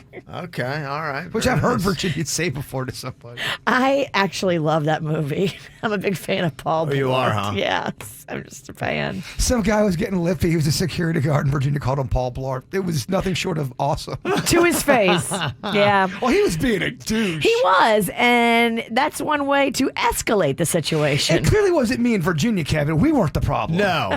How did Paul Blart respond, Virginia? He was pissed. Okay. And it took his piss from a level 8 to a level 10. Yeah. But then I think he kind of realized he was dealing with the real life witch and turned around and walked away with his tail between his legs. A real life witch. Okay, Lauren has got a story here for a little kid or drunk adult. I met Michael Jackson, and I told him that I wanted to marry him. Okay. Oh, this one makes me feel funny, honey. It's got to be a little kid, right? I'm going to go little kid. That feels right. Yeah, she was a little kid. Keep in mind, a lot of little kids he had around him were boys. He don't want to marry the girls. Yeah. I would say drunk adult. I don't know. I'm going little kid. It seems like a little kid thing. I'm going to go little kid as well. So this was back when I was a little kid, and it was actually at a charity event. And growing up, I had the biggest crush on Michael Jackson. I cannot even begin to tell you. So when I got to meet him, I said, I want you to marry me. And he laughed and he patted my head and then just walked away. Okay. Did he moonwalk away? Yeah, he did. That's how he created the moonwalk. He patted her head? Because Lauren freaked him out. That was it. Okay. 2 for 2. Virginia, I don't think you've gotten one right yet. Gibbert's got a point here. Okay, little kid or drunk adult. Got a story here from Dyson, who did something dumb. What did you do, Dyson? So I got yelled at by a police officer for feeding its dog ice cream. Oh, that dog was... Fed a police dog ice cream. You can't do that. You can't even touch a police dog. Are you stupid? But that dog, for that ice cream moment, loved it. Loved it. That's like messing with a cop, though. They look at it like if you do anything to the dog, they do not play, even though the dog loved it. That's a big problem. So that mean you can't feed a police officer ice cream either? It's not the same. No. You dope. Little kid or drunk adult? What do you think? I feel like this is a drunk adult. Definitely drunk adult. Virginia? Definitely drunk adult, and you can feed Paul Blart ice cream, but not a cop. I feel like it's the kind of drunk adult where the cop said 3 different times, stop feeding the dog, and they kept going. Yeah. Okay. All right. What were you here, Dyson? It was when I was a little kid. I was like 5 years old. This police officer at my elementary school always had a dog with him. So during lunch one day, I fed the dog some ice cream. The police officer started yelling and saying that you're going to kill my dog. Dogs can't eat ice cream. He's lactose intolerant. I got into a lot of trouble, had to stay after school. I wasn't allowed around the dog anymore after that. Wow. Okay. Maybe the police officer should have been watching his dog a little better. It's a long time to feed a dog ice cream. Yeah. And you're bringing it to school.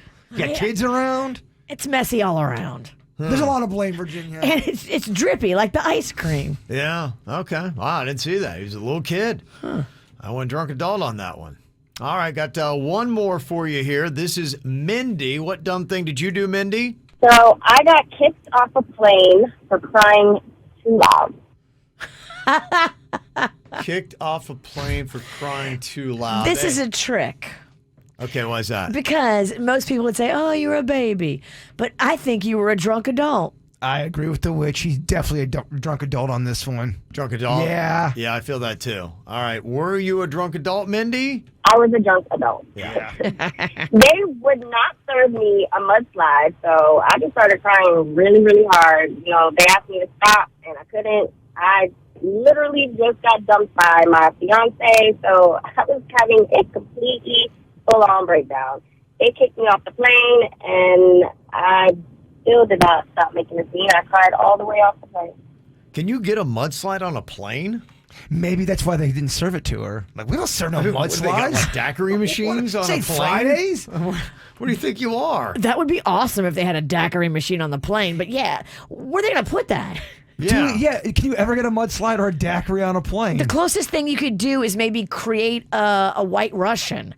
They have maybe the ingredients for that, but a mudslide requires a daiquiri frozen drink machine. That's so that's probably why they kicked her off. I want my mudslide. We don't have mudslides. I want a mudslide. Our girl's going through it. Okay, got a KVJ confessional open for whatever you would like to drop on us here today. You can do that right now by texting it into us, 877-979-WRMF, 877-979-9763. Well, that's a cute little confession here. Somebody says, as a kid watching tennis on TV, I used to think that the player at the top of the screen had an advantage as he was hitting downhill. I get that. It does look a little weird. Well, that's not even fair. It's way harder to hit uphill. That other person's going to be so exhausted. I mean, come on. What are we doing here? This confession says, my wife and I have a game that we play when driving. When one of us farts, they mentally count how long it takes for the other one to smell it. We have 2 kids who now also participate. It's the highlight of any road trip. So I guess you go, 1, 2. Oh, that's terrible. Who let it? That's a fun little game. Just roll the windows down, I guess. This person said, yes, when I was a kid doing puzzles with friends, I would always hide a puzzle piece. At 99.9% completion, when mass panic would ensue, I would always be the one to heroically find the final piece and complete the puzzle. See, I'm not saying you are a serial killer, but you've got tendencies. If you wanted to turn evil, you would do well at that. What a thought. well thought out plan of manipulation right there. It makes you scary. It makes you scared. I'm not saying you're Yeah. going to turn evil, but you have the potential of being a scary It's a person. diabolical thought It process. is. Yeah, I'm going to be the hero. I'm going to play the hero. I'm going to hold out the last piece. Well, think about how many things that you were planning steps before the whole puzzle was made. Versus crazy. This person texts in to confess. They said, I always wondered what it would feel like to poo in the ocean. So I did it when nobody else was around. And then just at that moment, a couple yards away, a snorkeler emerges. They look at me and then they see my brown submarine, and then their look of disgust and judgment still haunts me to this day. Oh, my. I mean, when you really break it down and think about it, there's a lot of poop in that ocean. All sorts. No, you're right. I mean, whales, they're not getting out to go in a I toilet. know, but that snorkeler was not expecting to get defecated on. That is not cool. It's just one of those things you don't really think about it, but there's a lot of gross stuff going on in the ocean. I know, but the bather next to you pooping, no. You're right. I did not see that one coming. It doesn't seem right. Mm-hmm. This is an interesting confession. Somebody said, whenever I see a solitary, bulky trash bag on the side of the highway, I always wonder if there's a body in it. Me too. They're like, please tell me I'm not the only person to think this. No, you're not. Wow. Like, why would lawn maintenance leave just one bag? Florida's known for the dumping. It gives me the chills whenever I see it. There was some bag-looking thing on the side of I-95 right when you get onto the ramp, leaving work, going home, and it was there for a good 2 weeks, and I wanted to see what was in it. 2 weeks? Yeah, it was so odd. Nobody went to look at it, but it was kind of in a spot where if you wanted to stop and look at it, it would have caused mass confusion in It's like an emerge area. Yes. Yeah. And I think that's why it stayed out there so long, but the whole time I'm thinking, is there a couple of severed arms in there? Is there a toe? Apparently, a lot of people think that. Creepy. Yeah. This confession says, in college, I got very drunk and was walking home from a house party at about 2 a.m. when I saw some guys moving. So I helped them carry a TV and some speakers out to a car. And then I was telling a friend about it the next day when I'd sobered up. And at that moment, I realized, you know what? I think I actually just helped somebody rob a house. Who moves at 2 a.m.? Hey, happy guys. People do move at 2 a.m. They do. Okay. Well, if you're back, if you haven't paid your rent, Drug dealers. If you owe your rent, that's exactly when you move. It is. Okay. I know a girl that did this. Okay. Her ass moved at midnight because she didn't want to pay the landlord all the back rent she owed. She moved in the middle of the night like a cat burglar. It looks sus, though. It looks sus. Yeah, if you're moving at 2 a.m. No legitimate person moves at 2 a.m. You're doing something bad. If you're doing anything at 2 a.m., digging, putting things out in your car, there's going to be some people that think you might have murdered. Yeah. Okay. This confession says, I thought limes were unripe lemons until I was 21 years old. I tried to convince my roommate who needed a lemon to buy a lime and then just wait for it to ripen. That's amazing. They still think I'm the dumbest person on planet Earth. Oh. Somebody else said when I was little, my parents would always have the first sip from a can of any beverage to take the taste of the metal away. And I thought this was actually a real thing until I asked my partner to have the first sip of a can. I was 25. They just wanted some of your soda. Well, that's the thing. If you have young kids, we always would do that because as soon as a kid puts their mouth on your beverage, it's yours. Because especially a soda can, you see all that slobber, it's coming out of their mouth and the whole rim is, I'm like, you know It's got what? bits of cookie in I'm it. just like, you know what? Keep it, man. You're good. Kids lead the league in backwashing. Yeah, so... another confession here, 877-979-WRMF. It says, I saw a nice pullover in TJ Maxx discarded over the top of a rail of clothes.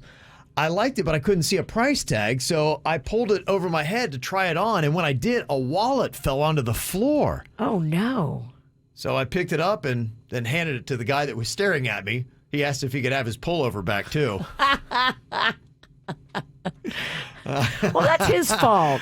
Yeah. If you're going to take off your jacket in a clothing store and lay it by all the other clothing, people might try on your stuff. Look, I've been in TJ Maxx many times in my life, and I have seen people try on their outfits outside of the dressing room. That's the best. It When happens you don't have to all go, the time. The dressing room takes forever. It and that can. lady's eyeballing you, thinking you want to steal stuff. I'm not here to steal TJ Maxx. It's so quick just to try on a shirt right in the middle of the store. Yeah. I've done it. Totally.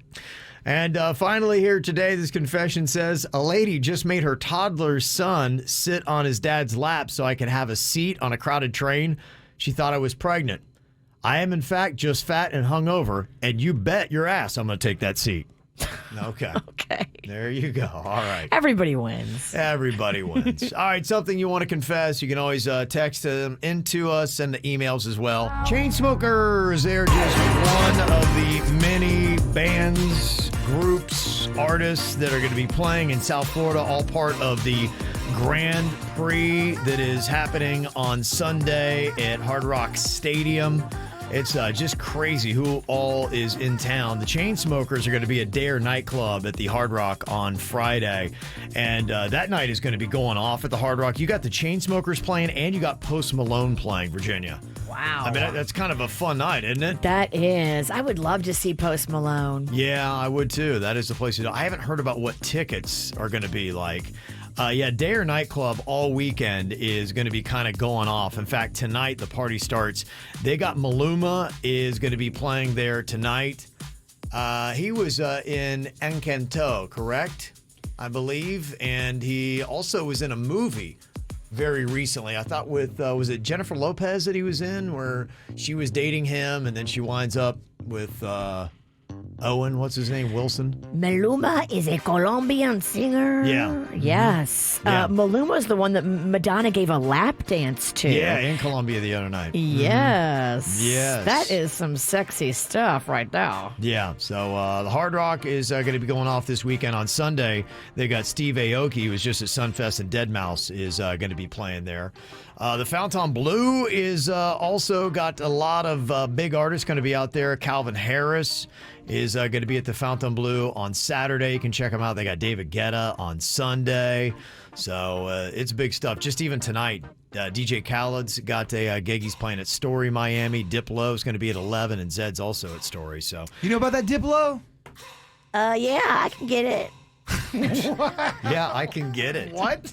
I can get it. What does that mean? Yeah. Do you know about Diplo? Yeah, you ever seen me dance? I love to dip low. The problem is getting back up. Yeah. The dipping low I got. And then the big party to kick it all off is going to be with Larsa Pippen tonight at the Versace Mansion. So, Casa Casuarina. yeah, I think you got to be kind of cool to get into that one. They're selling these tickets for, I'm sure, a lot. But if you go to Casa Casuarina on a normal night, it is not exclusive anymore. Oh, yeah? During this, it will be exclusive. But Okay. during a normal time, it is not exclusive anymore. Okay, so the snack pack could get in there. Yes. Yeah. Literally, Gianni would be rolling over in his grave. You've also got Snoop Dogg. He's going to be at 11 Miami tomorrow night. And you've also got Travis Scott at 11 on Saturday. So lots of big stuff going on. It's all posted if you want to see who's playing where and when for the Grand Prix. Just go to kvjshow.com. There's a lot of dumbass criminals to talk about, baby. It's the whacked out news. People breaking the law. Ha ha, fighting in the nude. Ha, drunk people pooping in the street. Ha ha, it's the whacked out news. So many people on meth. Ow! Yeah, I tell you, man, one of the most dangerous places to be anywhere now is in a fast food restaurant. It's really, honestly insane. This fight going down at a Krispy Kreme in Spartanburg, South Carolina. Oh, damn. And it's a fight over donuts. Were they hot? Because a hot Krispy Kreme out the fryer could be a very scary weapon. Oh, yeah. Hey, give me a hot donut. No, it was basically there were some people in the drive-thru and they're trying to order stuff that wasn't on the menu. And the people in the drive-thru like, you know, you got to order something on the menu. And they, I guess, got a little sassy with the people that just weren't getting it going through the drive-thru. And so the people going through the drive-thru park and come in. Now all of a sudden you got all kinds of yelling. One employee comes up to the couple and gets shoved to the concrete floor and smacks their head. head. Oh. Yeah, another employee tries to step in. They also get pushed to the ground. All in all, 2 victims wind up in the hospital, 1 in ICU. Because of donuts? Because of donuts. Damn. Look, I run on Dunkin'. I don't want to run from donuts. You know what I'm saying? I mean, my gosh, it's crazy. They pushed Lester down. He hit his head. Betty came running out. One of them hit her in the back of the head, and she fell. She has bleeding on her brain still. She has a lot of bruises, a black eye, bruise on her cheek. To hurt another human being over a donut, that's just wild to me. Wow. I mean, that's a messed up story, though. That is, yeah, just over donuts. I want to make some donut jokes, but I feel bad because Betty came running out to help and they clocked her ass. Yeah. I know. Damn, Betty. Donuts got to be bringing us together, y'all. Ain't cool. How about this? Imagine you're on a flight from London, New York, and they're like, yeah, we're going to need to turn the plane around. Apparently, our pilot is not qualified. To fly? What does that mean? Who is he? Is he like a craft services? I mean, how did he even get in the cockpit? He didn't pass his final assessment flight, yet he got on the plane and took off like, hey, let's go to New York, everybody. And I can't get a Mountain Dew through security. Yeah. Yeah, apparently he was not completely licensed and did not comply totally with Virgin Atlantic's policy. So they didn't figure that out when they were on the ground? No, had to turn the plane around, delaying the passengers almost 3 hours while they tried to find an experienced replacement who actually had his license. Is there a pilot on the plane? I hope they didn't tell those people the reason they were turning around while they were still in flight. Because that's the kind of information I don't want you to give me until we land. Oh, that's a BH clincher the whole time. Someone's landing the plane and they're not qualified. Oh, yeah. Now, it wasn't, the head pilot. It was the co-pilot, but the co-pilot has to be more qualified than just a trainee, because if you've ever seen the movie Airplane, if the pilot gets some bad fish, he could be poisoned and die. Right. They've got to make sure they got somebody that actually So could. there was a real pilot there, just the Yes. second in command wasn't up to par. You got to have 2 that are licensed to do it, and the other guy was not. Yeah, I used to take Greyhound a lot back in the day when I was up in college. I'm not surprised. Look, man, budget, dog, and there was a couple times where I thought, what if this bus driver just had a heart attack and then lost control of the... Same thing with the plane. Someone goes down. That's why they got 2 pilots. They need 2 bus drivers on Greyhound, although there's not a lot of room. They don't have the budget. They do not have the budget. The ticket costs $12. Greyhound, I can safely say, it's a pretty rough ride. In fact, I think the new motto is Greyhound, you can drive yourself. I think it's somebody just volunteers. Greyhound, don't do it. Oh, boy, I'm telling you, this could be interesting in what this does for Florida's economy here. There is a company in Tampa that has invented what they call the Harvest Crew. CROO. It is a robotic vehicle about the size of a large pickup that drives slowly over a strawberry patch and picks the berries. The co-founder of the robotics company that invented the machine said that it could replace 25 workers in the field. What? Yeah. How does it not step on the berries? I don't get it. I want to see this thing in practical application. Oh, you do? I do. Okay. Well, would you like to hear the creator boringly telling you all about it? I kind of would. I'm into gardening. I'm old. If you play it, can we see how long we tap out and how boring? Okay. Yeah, okay. Right now, the people are leaving and not doing this type of work anymore. We're relying more and more on the guest worker program to recruit workers, and that's going to shrink and go away in the not too distant future as well. So there'll be maybe less jobs, but there's going to be less people working in agriculture, but there'll be better paying jobs. There you go, Virginia. Aggravated. I'm fascinated by strawberry picking. I mean, you are not at all getting old. I love it. I could go out that Bedner's farm. I could go out there for hours and pick strawberries. I love it. I'm over here making fun of your old ass, and I would love to go pick strawberries. Your ass would be right there I with know, me. I'm saying high that. as a kite, all happy. Oh, it's so pretty out here. The breeze on my balls. Now you're really selling it. When are we going? Where are we going? We can go anytime you want. I know the people that run it, and they will give us a private tour. Well, they brought me Virginia. I know people. Okay. Your strawberry privilege is showing through. You're a major player in this town. We know. You are. We Wow. get it. What do you want? What do you want? I can get you any kind of produce. I would love to go strawberry picking without Virginia. You know I'll have a buzz. There is a 7 to 8 foot alligator that broke into a couple's garage in Naples last week, and they say tore into their Diet Coke and ripped through a bunch of cans. Damn. Crazy, huh? I open the garage door about a quarter way, peek my head in, and there's the alligator. You know, the gator starts to back up. Mouth is wide open at this point. We're getting ready for a party. We have cases of soda and everything else. Diet Coke was spewing everywhere because the gator was interested, tore open the box, had a few cans. It's interesting that he went for the Diet Coke instead of the full calorie soda. Is he watching his waist? Yeah. Damn, the gator crashed your party. Crashed the party. Well, they just said like they released all kind of less limitations on gator hunting now. So you can like kill a gator anytime. Just Really? go for it. Yeah, there used to be like you could only do it a certain time. And Not that I'm calling out Virginia, but is this one of these Virginia facts that we have to put on that list? You don't think I know what I'm talking about when it comes to gator hunting? I think you know about 50% of that story. You've read some of it or someone told you, but I don't think you're completely... I got a girlfriend that loves to gator hunt. She told me. Cav, you can kill alligators anytime you want now, Cav. With a bazooka. Not that I want to question our girls' facts over here. Increased hunting hours from the current 17 to now 24 in most areas. You can suck it. That's on Florida, fishandwildlife.com. That's way different than Cav. You can kill a gator anyway. Gators at Publix. You can kill it, Cav. You can. It used to be where you couldn't. It was only certain hours of the day. Now you can kill them anytime. Okay, well, you know, I know people are rushing here for their gator news. Let's just check out the comments. Once again, Virginia is wrong. That's not true. Where did Virginia get that at? Alligators.lies? Where'd you get that outfit? I actually got it off Amazon. Yeah, I can tell. Oh, whatever. You know this. She's mad because her gator facts are wrong. My gator facts are right. Go look. FWC, bitch. Okay, all right. It's getting a little heated. It is. You're right. Let's go pick some strawberries. Yeah. Well, it is Cinco de Mayo today. We can all agree that tacos are awesome.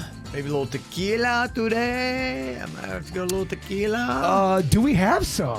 We have some delicious beer that we were gifted from Hop Life. And it's beer that's like a tropical beer, but it's got jalapeno in it. So I know I just really kind of cross-examined you on these gator facts, but if I get a nice buzz, you take me home?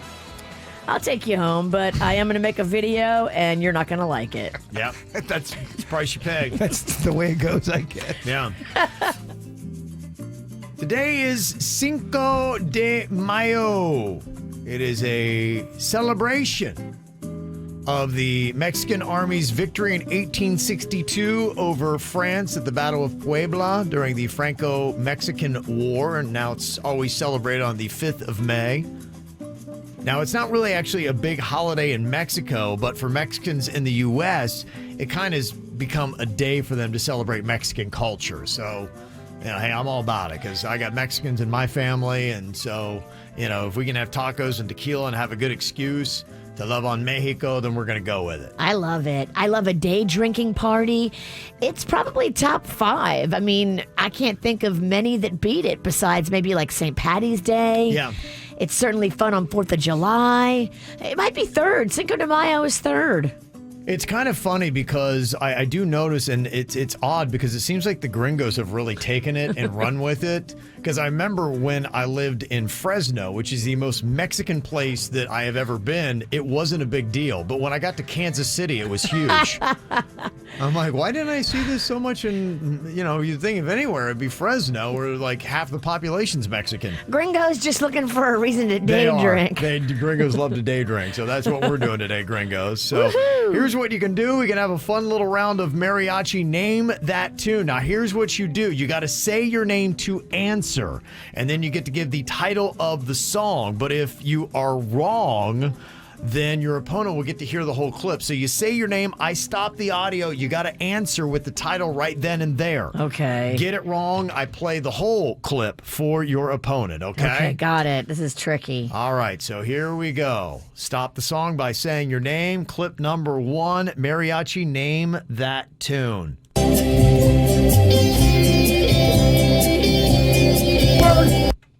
That is Guns N' Roses. Chica, Sweet Child of Mine. Okay, right at the buzzer. You are correct, my friend. It is Sweet Child of Mine, Mariachi style.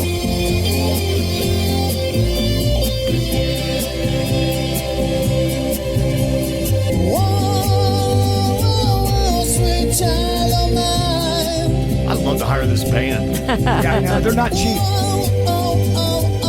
Sweet love of mine. Okay, there you go. Bird is up 1-0 here. If you go to San Antonio, where my mom lives, they just wander around restaurants and sing to you. It's so cool. That is pretty awesome. All right, here we go. Song number 2, Mariachi, name that tune. Bird, that is Hotel California.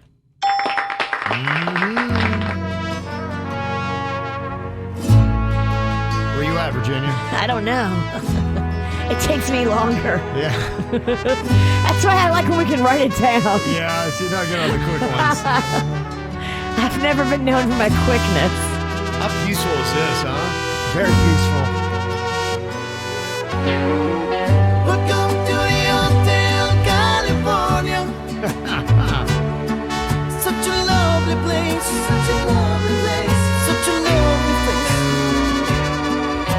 Spread your room at the Hotel California. Oh, yeah. There you go. Mariachi style.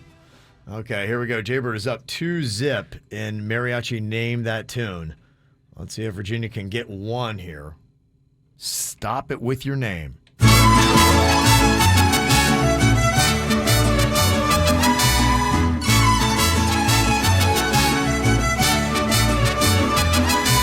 I said maybe.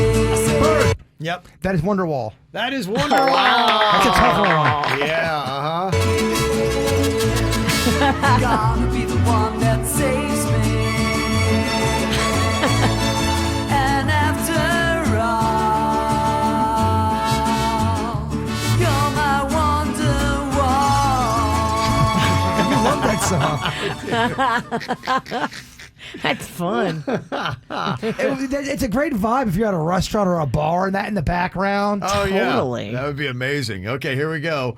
Mariachi, name that tune. Song 4.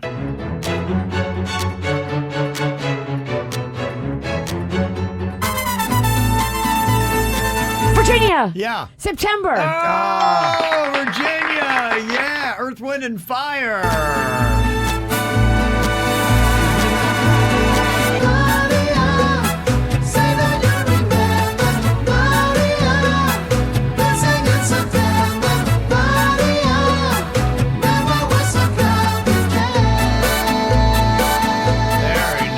Virginia. Okay. Finally. Oh. Yeah, I was going to say, you're getting shut out there. Okay, it's 3-1 here. All right, song number 5. Mariachi, name that tune.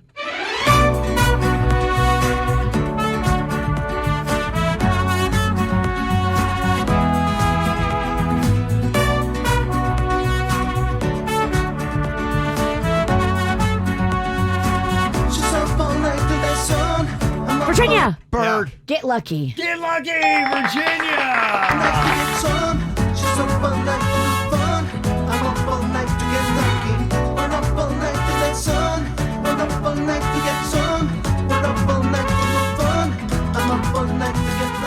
All right, there we go. Get lucky. Be the best party band ever. Yeah, you should totally have mixed this in with the regular music today and not said anything. Right.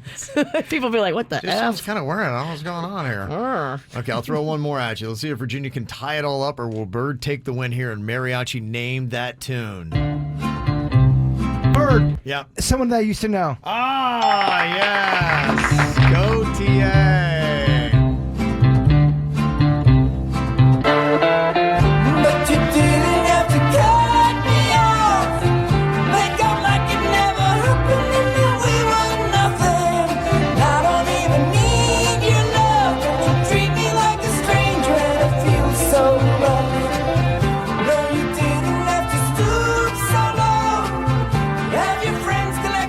Tejano for the day? Let's do it. I think Randy be okay with that. Hey, we just changed the format. It's a Cinco de Mayo thing. Don't worry about it. Mm-hmm. Okay. People saying I would love to have that playlist for Cinco de Mayo of the mariachi hits. There are so many good ones. Where did you procure that? It was YouTube. They had a whole thing, but you had to look a little bit for them. All right. I don't know. Maybe we can get that put up there. You're a somewhere. man that knows research. Yeah. That's it. That's what I did. I was just jamming out the mariachi yesterday. It's not a bad day. No, there were so many fun ones, too. Do you know what this one is? Final countdown. Yeah. Final countdown, yeah. That's cool. I mean, what a great... It's like this song is made for mariachi.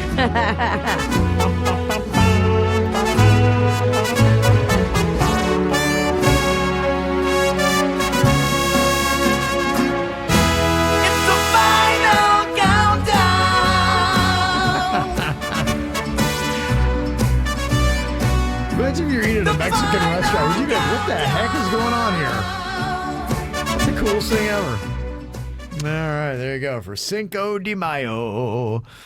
Well, there's a new car theft scam that's going on out there called the empty water bottle scam. Jaber was telling me about this, and I guess the scam has to do with car thieves placing an empty water bottle on one of the tires on the passenger side of your car. So as you go to the driver's side, you don't notice it.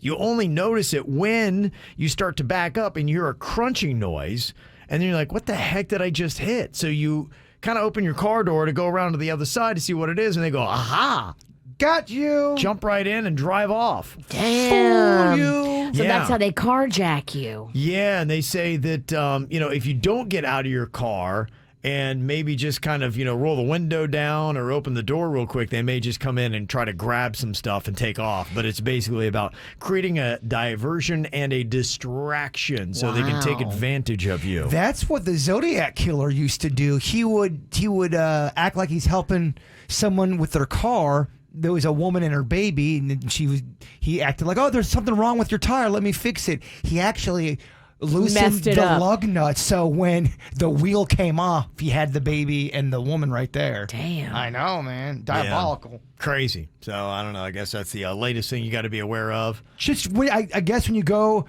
get in your car, look at your tires. Now, I don't know how common this is, but it is one of those scams that's out there. And as you go through life, trust no strangers. That's just basically what I've learned. That's just life, huh? If I don't know you, I assume you're here to hurt me. Yeah. She watches a lot of CSI. She watches a lot of Dateline. I get in Dateline. I listen to Dateline podcast in my car. That makes you real froggy. See, she loves murder just like I do. She just doesn't get painted with that brush. Okay.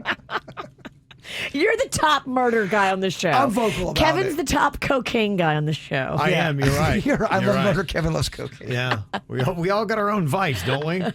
Murder and cocaine. That's what we do here.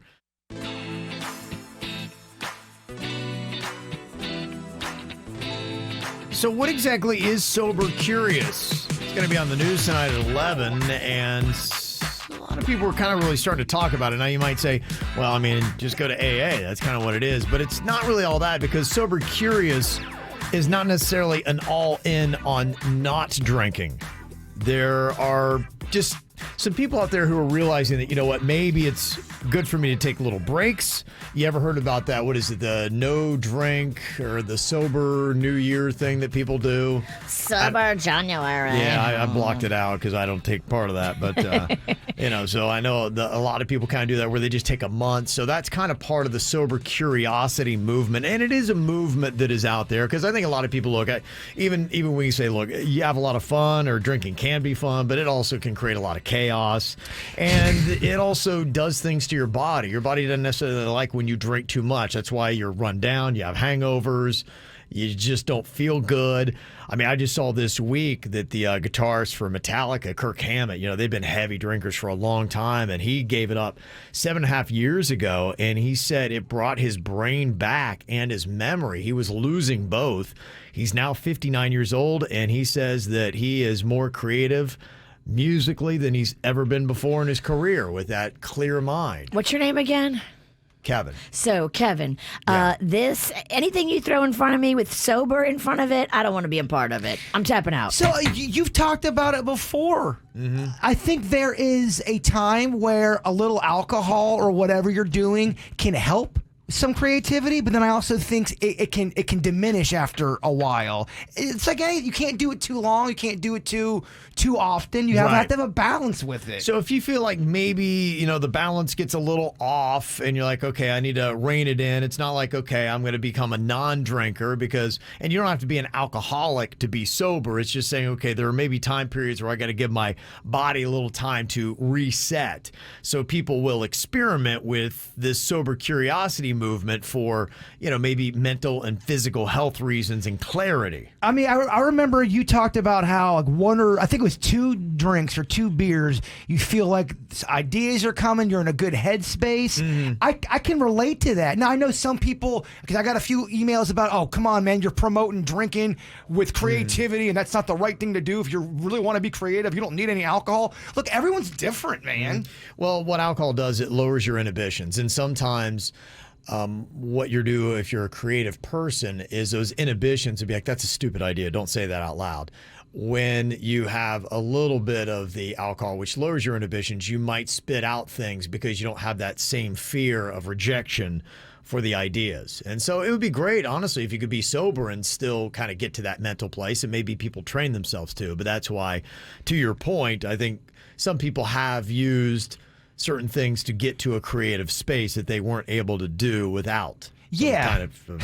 You can go too full gorilla with it too. Well, the biggest problem with it is there's always a place where a couple drinks you feel good and you loosened up and you're having a really good time. But unfortunately, part of the inhibitions is knowing when to say when. Because you're like, yeah, I can have another one. Because you just lose yourself in how intoxicated you are, and that other drink seems like a good idea when it clearly is not. And that's the problem that a lot of people have. I know I do personally. That's what we call cocktails and karaoke. Yeah. You get home and you go, did I really need those last 3 shots while we're leaving the bar? No. Well, somebody bought them for me. It'd be rude to turn them down. Well, she kids, but someone wanted to fight me in Port St. Lucie because I turned down a tequila shot. Never fight a Port St. Lucie man. She was drunk. Her husband didn't know what was going. He was mad because she was mad, and I just didn't want to do their. First of all, I thought it might have been spiked. Honestly, yeah. They were trying to take advantage of a bird. But people do get mad if they spend $7 on a shot. Kevin won't do my shot. Yeah. Screw the KVJ show. If Kevin won't do it, I will. Just find Virginia.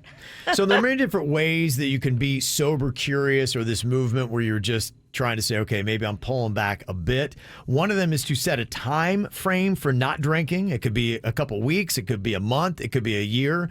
And I dabbled in that because I did that where I took 6 weeks, right? I didn't drink. And it was just basically I wanted to see how I felt. And I also want to make sure that I could, because, I drink more frequently than you guys do. I believe. So, no, there's no way. I think I drink more than anybody here. Oh, okay. Well, I just don't talk about it. Oh, okay. You want to lay on the couch? I'm a weekend warrior. Yeah, Virginia is. I'll go all week during the week and really not drink at all. Like, it was rare for me. I went to a birthday party on Monday and I had 2 glasses of champagne. But usually Monday, Tuesday, Wednesday, Thursday, I don't have nothing. Okay. I wouldn't say I drink every single day, and that's more of a recent thing. I would only drink most of the time when I'd go out.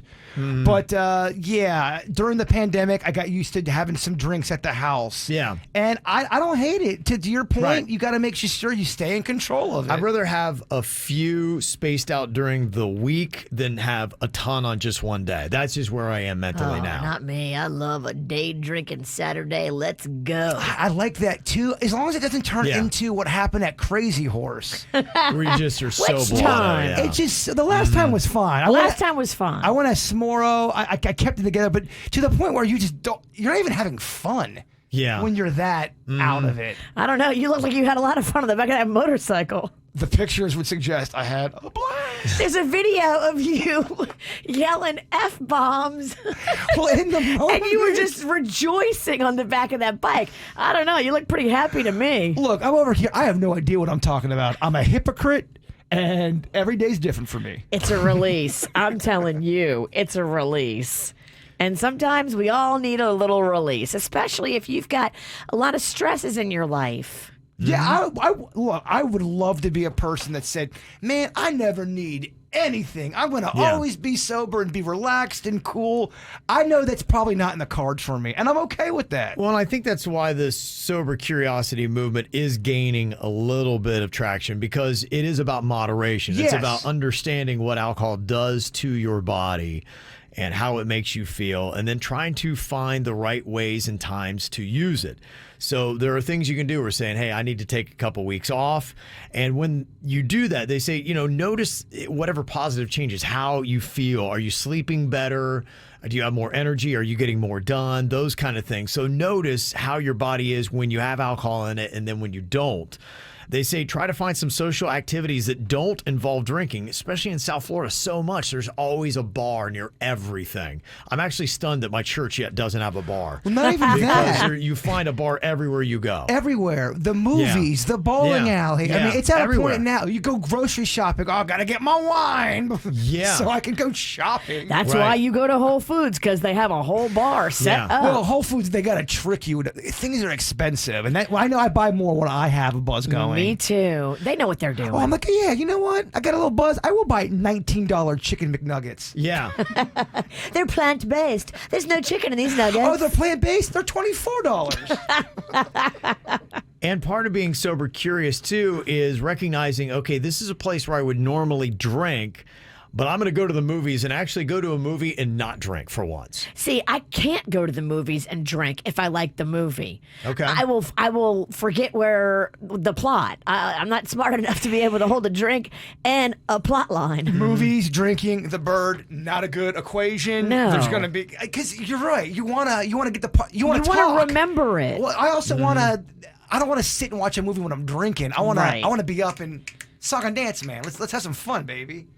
Another part of being sober curious is instead of having your usual 3, maybe just have 1 drink and say, okay, I'm setting a hard limit. I know what I'm going to order, and this is all I'm getting. 16 ounces of straight tequila. Yeah. I'll do that sometime. Tequila on the rocks, please. Kevin said I could only have 1 drink. I mean, if my friends are coming over, Bird, you'll have 1 drink. Yeah. Just to take off the edge. Yeah. And then 4 drinks later, we're all right. Yeah. Let's write a song about snacks.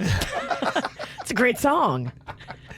And the other part about the sober curiosity movement that is growing is how many non-alcoholic alternatives there are. They're now creating non-alcoholic beers, spirits, mocktails, things that would make you think that you're drinking alcohol, but you're not. You come over to my house, you give me a mocktail, that's like your ass kicked. And I'm a pacifist. Well, I like to find, for me, especially if you're day drinking, like on Saturday, I was at Sunfest, and I found that the high noons, I looked at those, I think they're 4.5% alcohol by volume, which is about what a Corona is. So, you could have those and have a couple of those and be social and be out where it's hot and be fine. And so I went to the bar and they've got the high noon bucket right there on the party barge. I'm like, I'll take a high noon. They're like, we don't have high noon. What? I'm like, you just have the bucket? They're like, yep, no high noons. I'm like, that's a trick. Yes. So that was going to be my great plan. Instead, I went tequila, and boy, it went this way. You go from high noon to tequila, brother. Well, the problem for me, being a keto Kev, everything had sugar in it.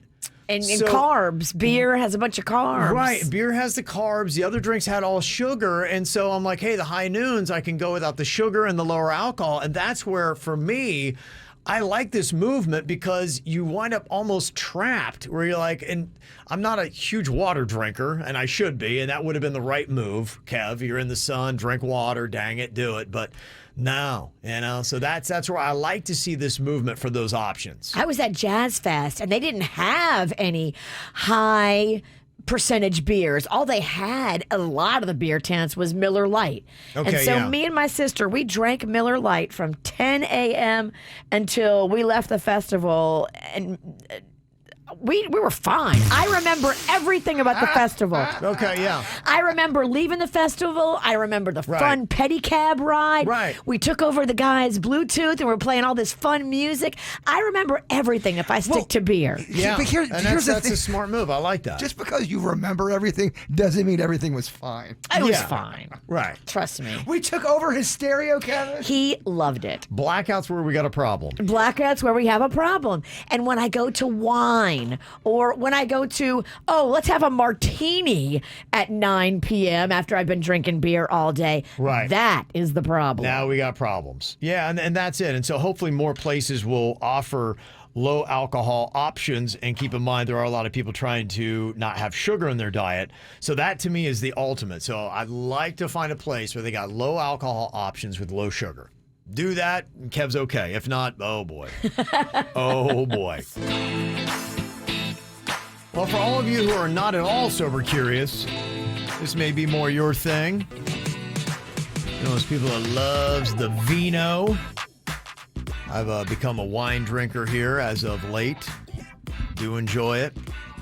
Some of the different names that you find, because, probably thousands, if not hundreds of thousands of different kinds of wine out there. Yeah, I couldn't even begin to tell you. Oh, it's crazy. So I've been seeing some interesting names here. So I've got some of them written down. I've made up a few. So tell me, is this a real wine that you can buy or not? Mad Housewife. What do you think? Is that a real wine? Yes. Jaybird says yes. What do you think, Virginia? It's not only a real wine, it's a real mood. Yeah, it is. Yep. Mad Housewife. That is legit. You can go buy a bottle of Mad Housewife today. Okay, what about this one? Foreplay wine. Foreplay wine. Jaybird, you always say the wine makes you a little horny. It does. It Yeah. gives me a case of the hornies in a different way. Yeah. Dennys, we need some wine in here, stat. Yeah. You don't want a horny bird flying around this coop. I kind of do. Not with those pants you're wearing. There's some sales girls walking down the hall. Let's just see how this plays out, Kevin. Oh, yeah. Yeah, no, definitely the right time period to be creepy in the office. Yeah. What do you think? Is that real or not? That's real. Okay. Yeah, foreplay, I'm going real. You're going real. That is real. Yeah, you can buy Foreplay wine. Yeah. Mm-hmm. What do you think about spinny room wine? Is that real? That's not real. Okay, yeah, that's not real. What about Mommy's Time Out? Yes, that's real. You're thinking that's real. What do you think, Virginia? Yeah, I need it. Mommy's Time Out is a real wine that you can get. Yeah. And how about Tipsy McStumble? You made that Okay, up. I made that one. Yeah. Okay. You got me on that. Got me on that. All right. Coming up here, we got your After the Show podcast. It is 30 plus minutes of bonus KVJ material. A lot of your comments about what's going on, behind the scenes stuff. You can watch it at kvjshow.tv. It's on our YouTube channel. It's there on demand anytime you want. It's also on the WRMF app or Spotify, wherever you get your podcasts.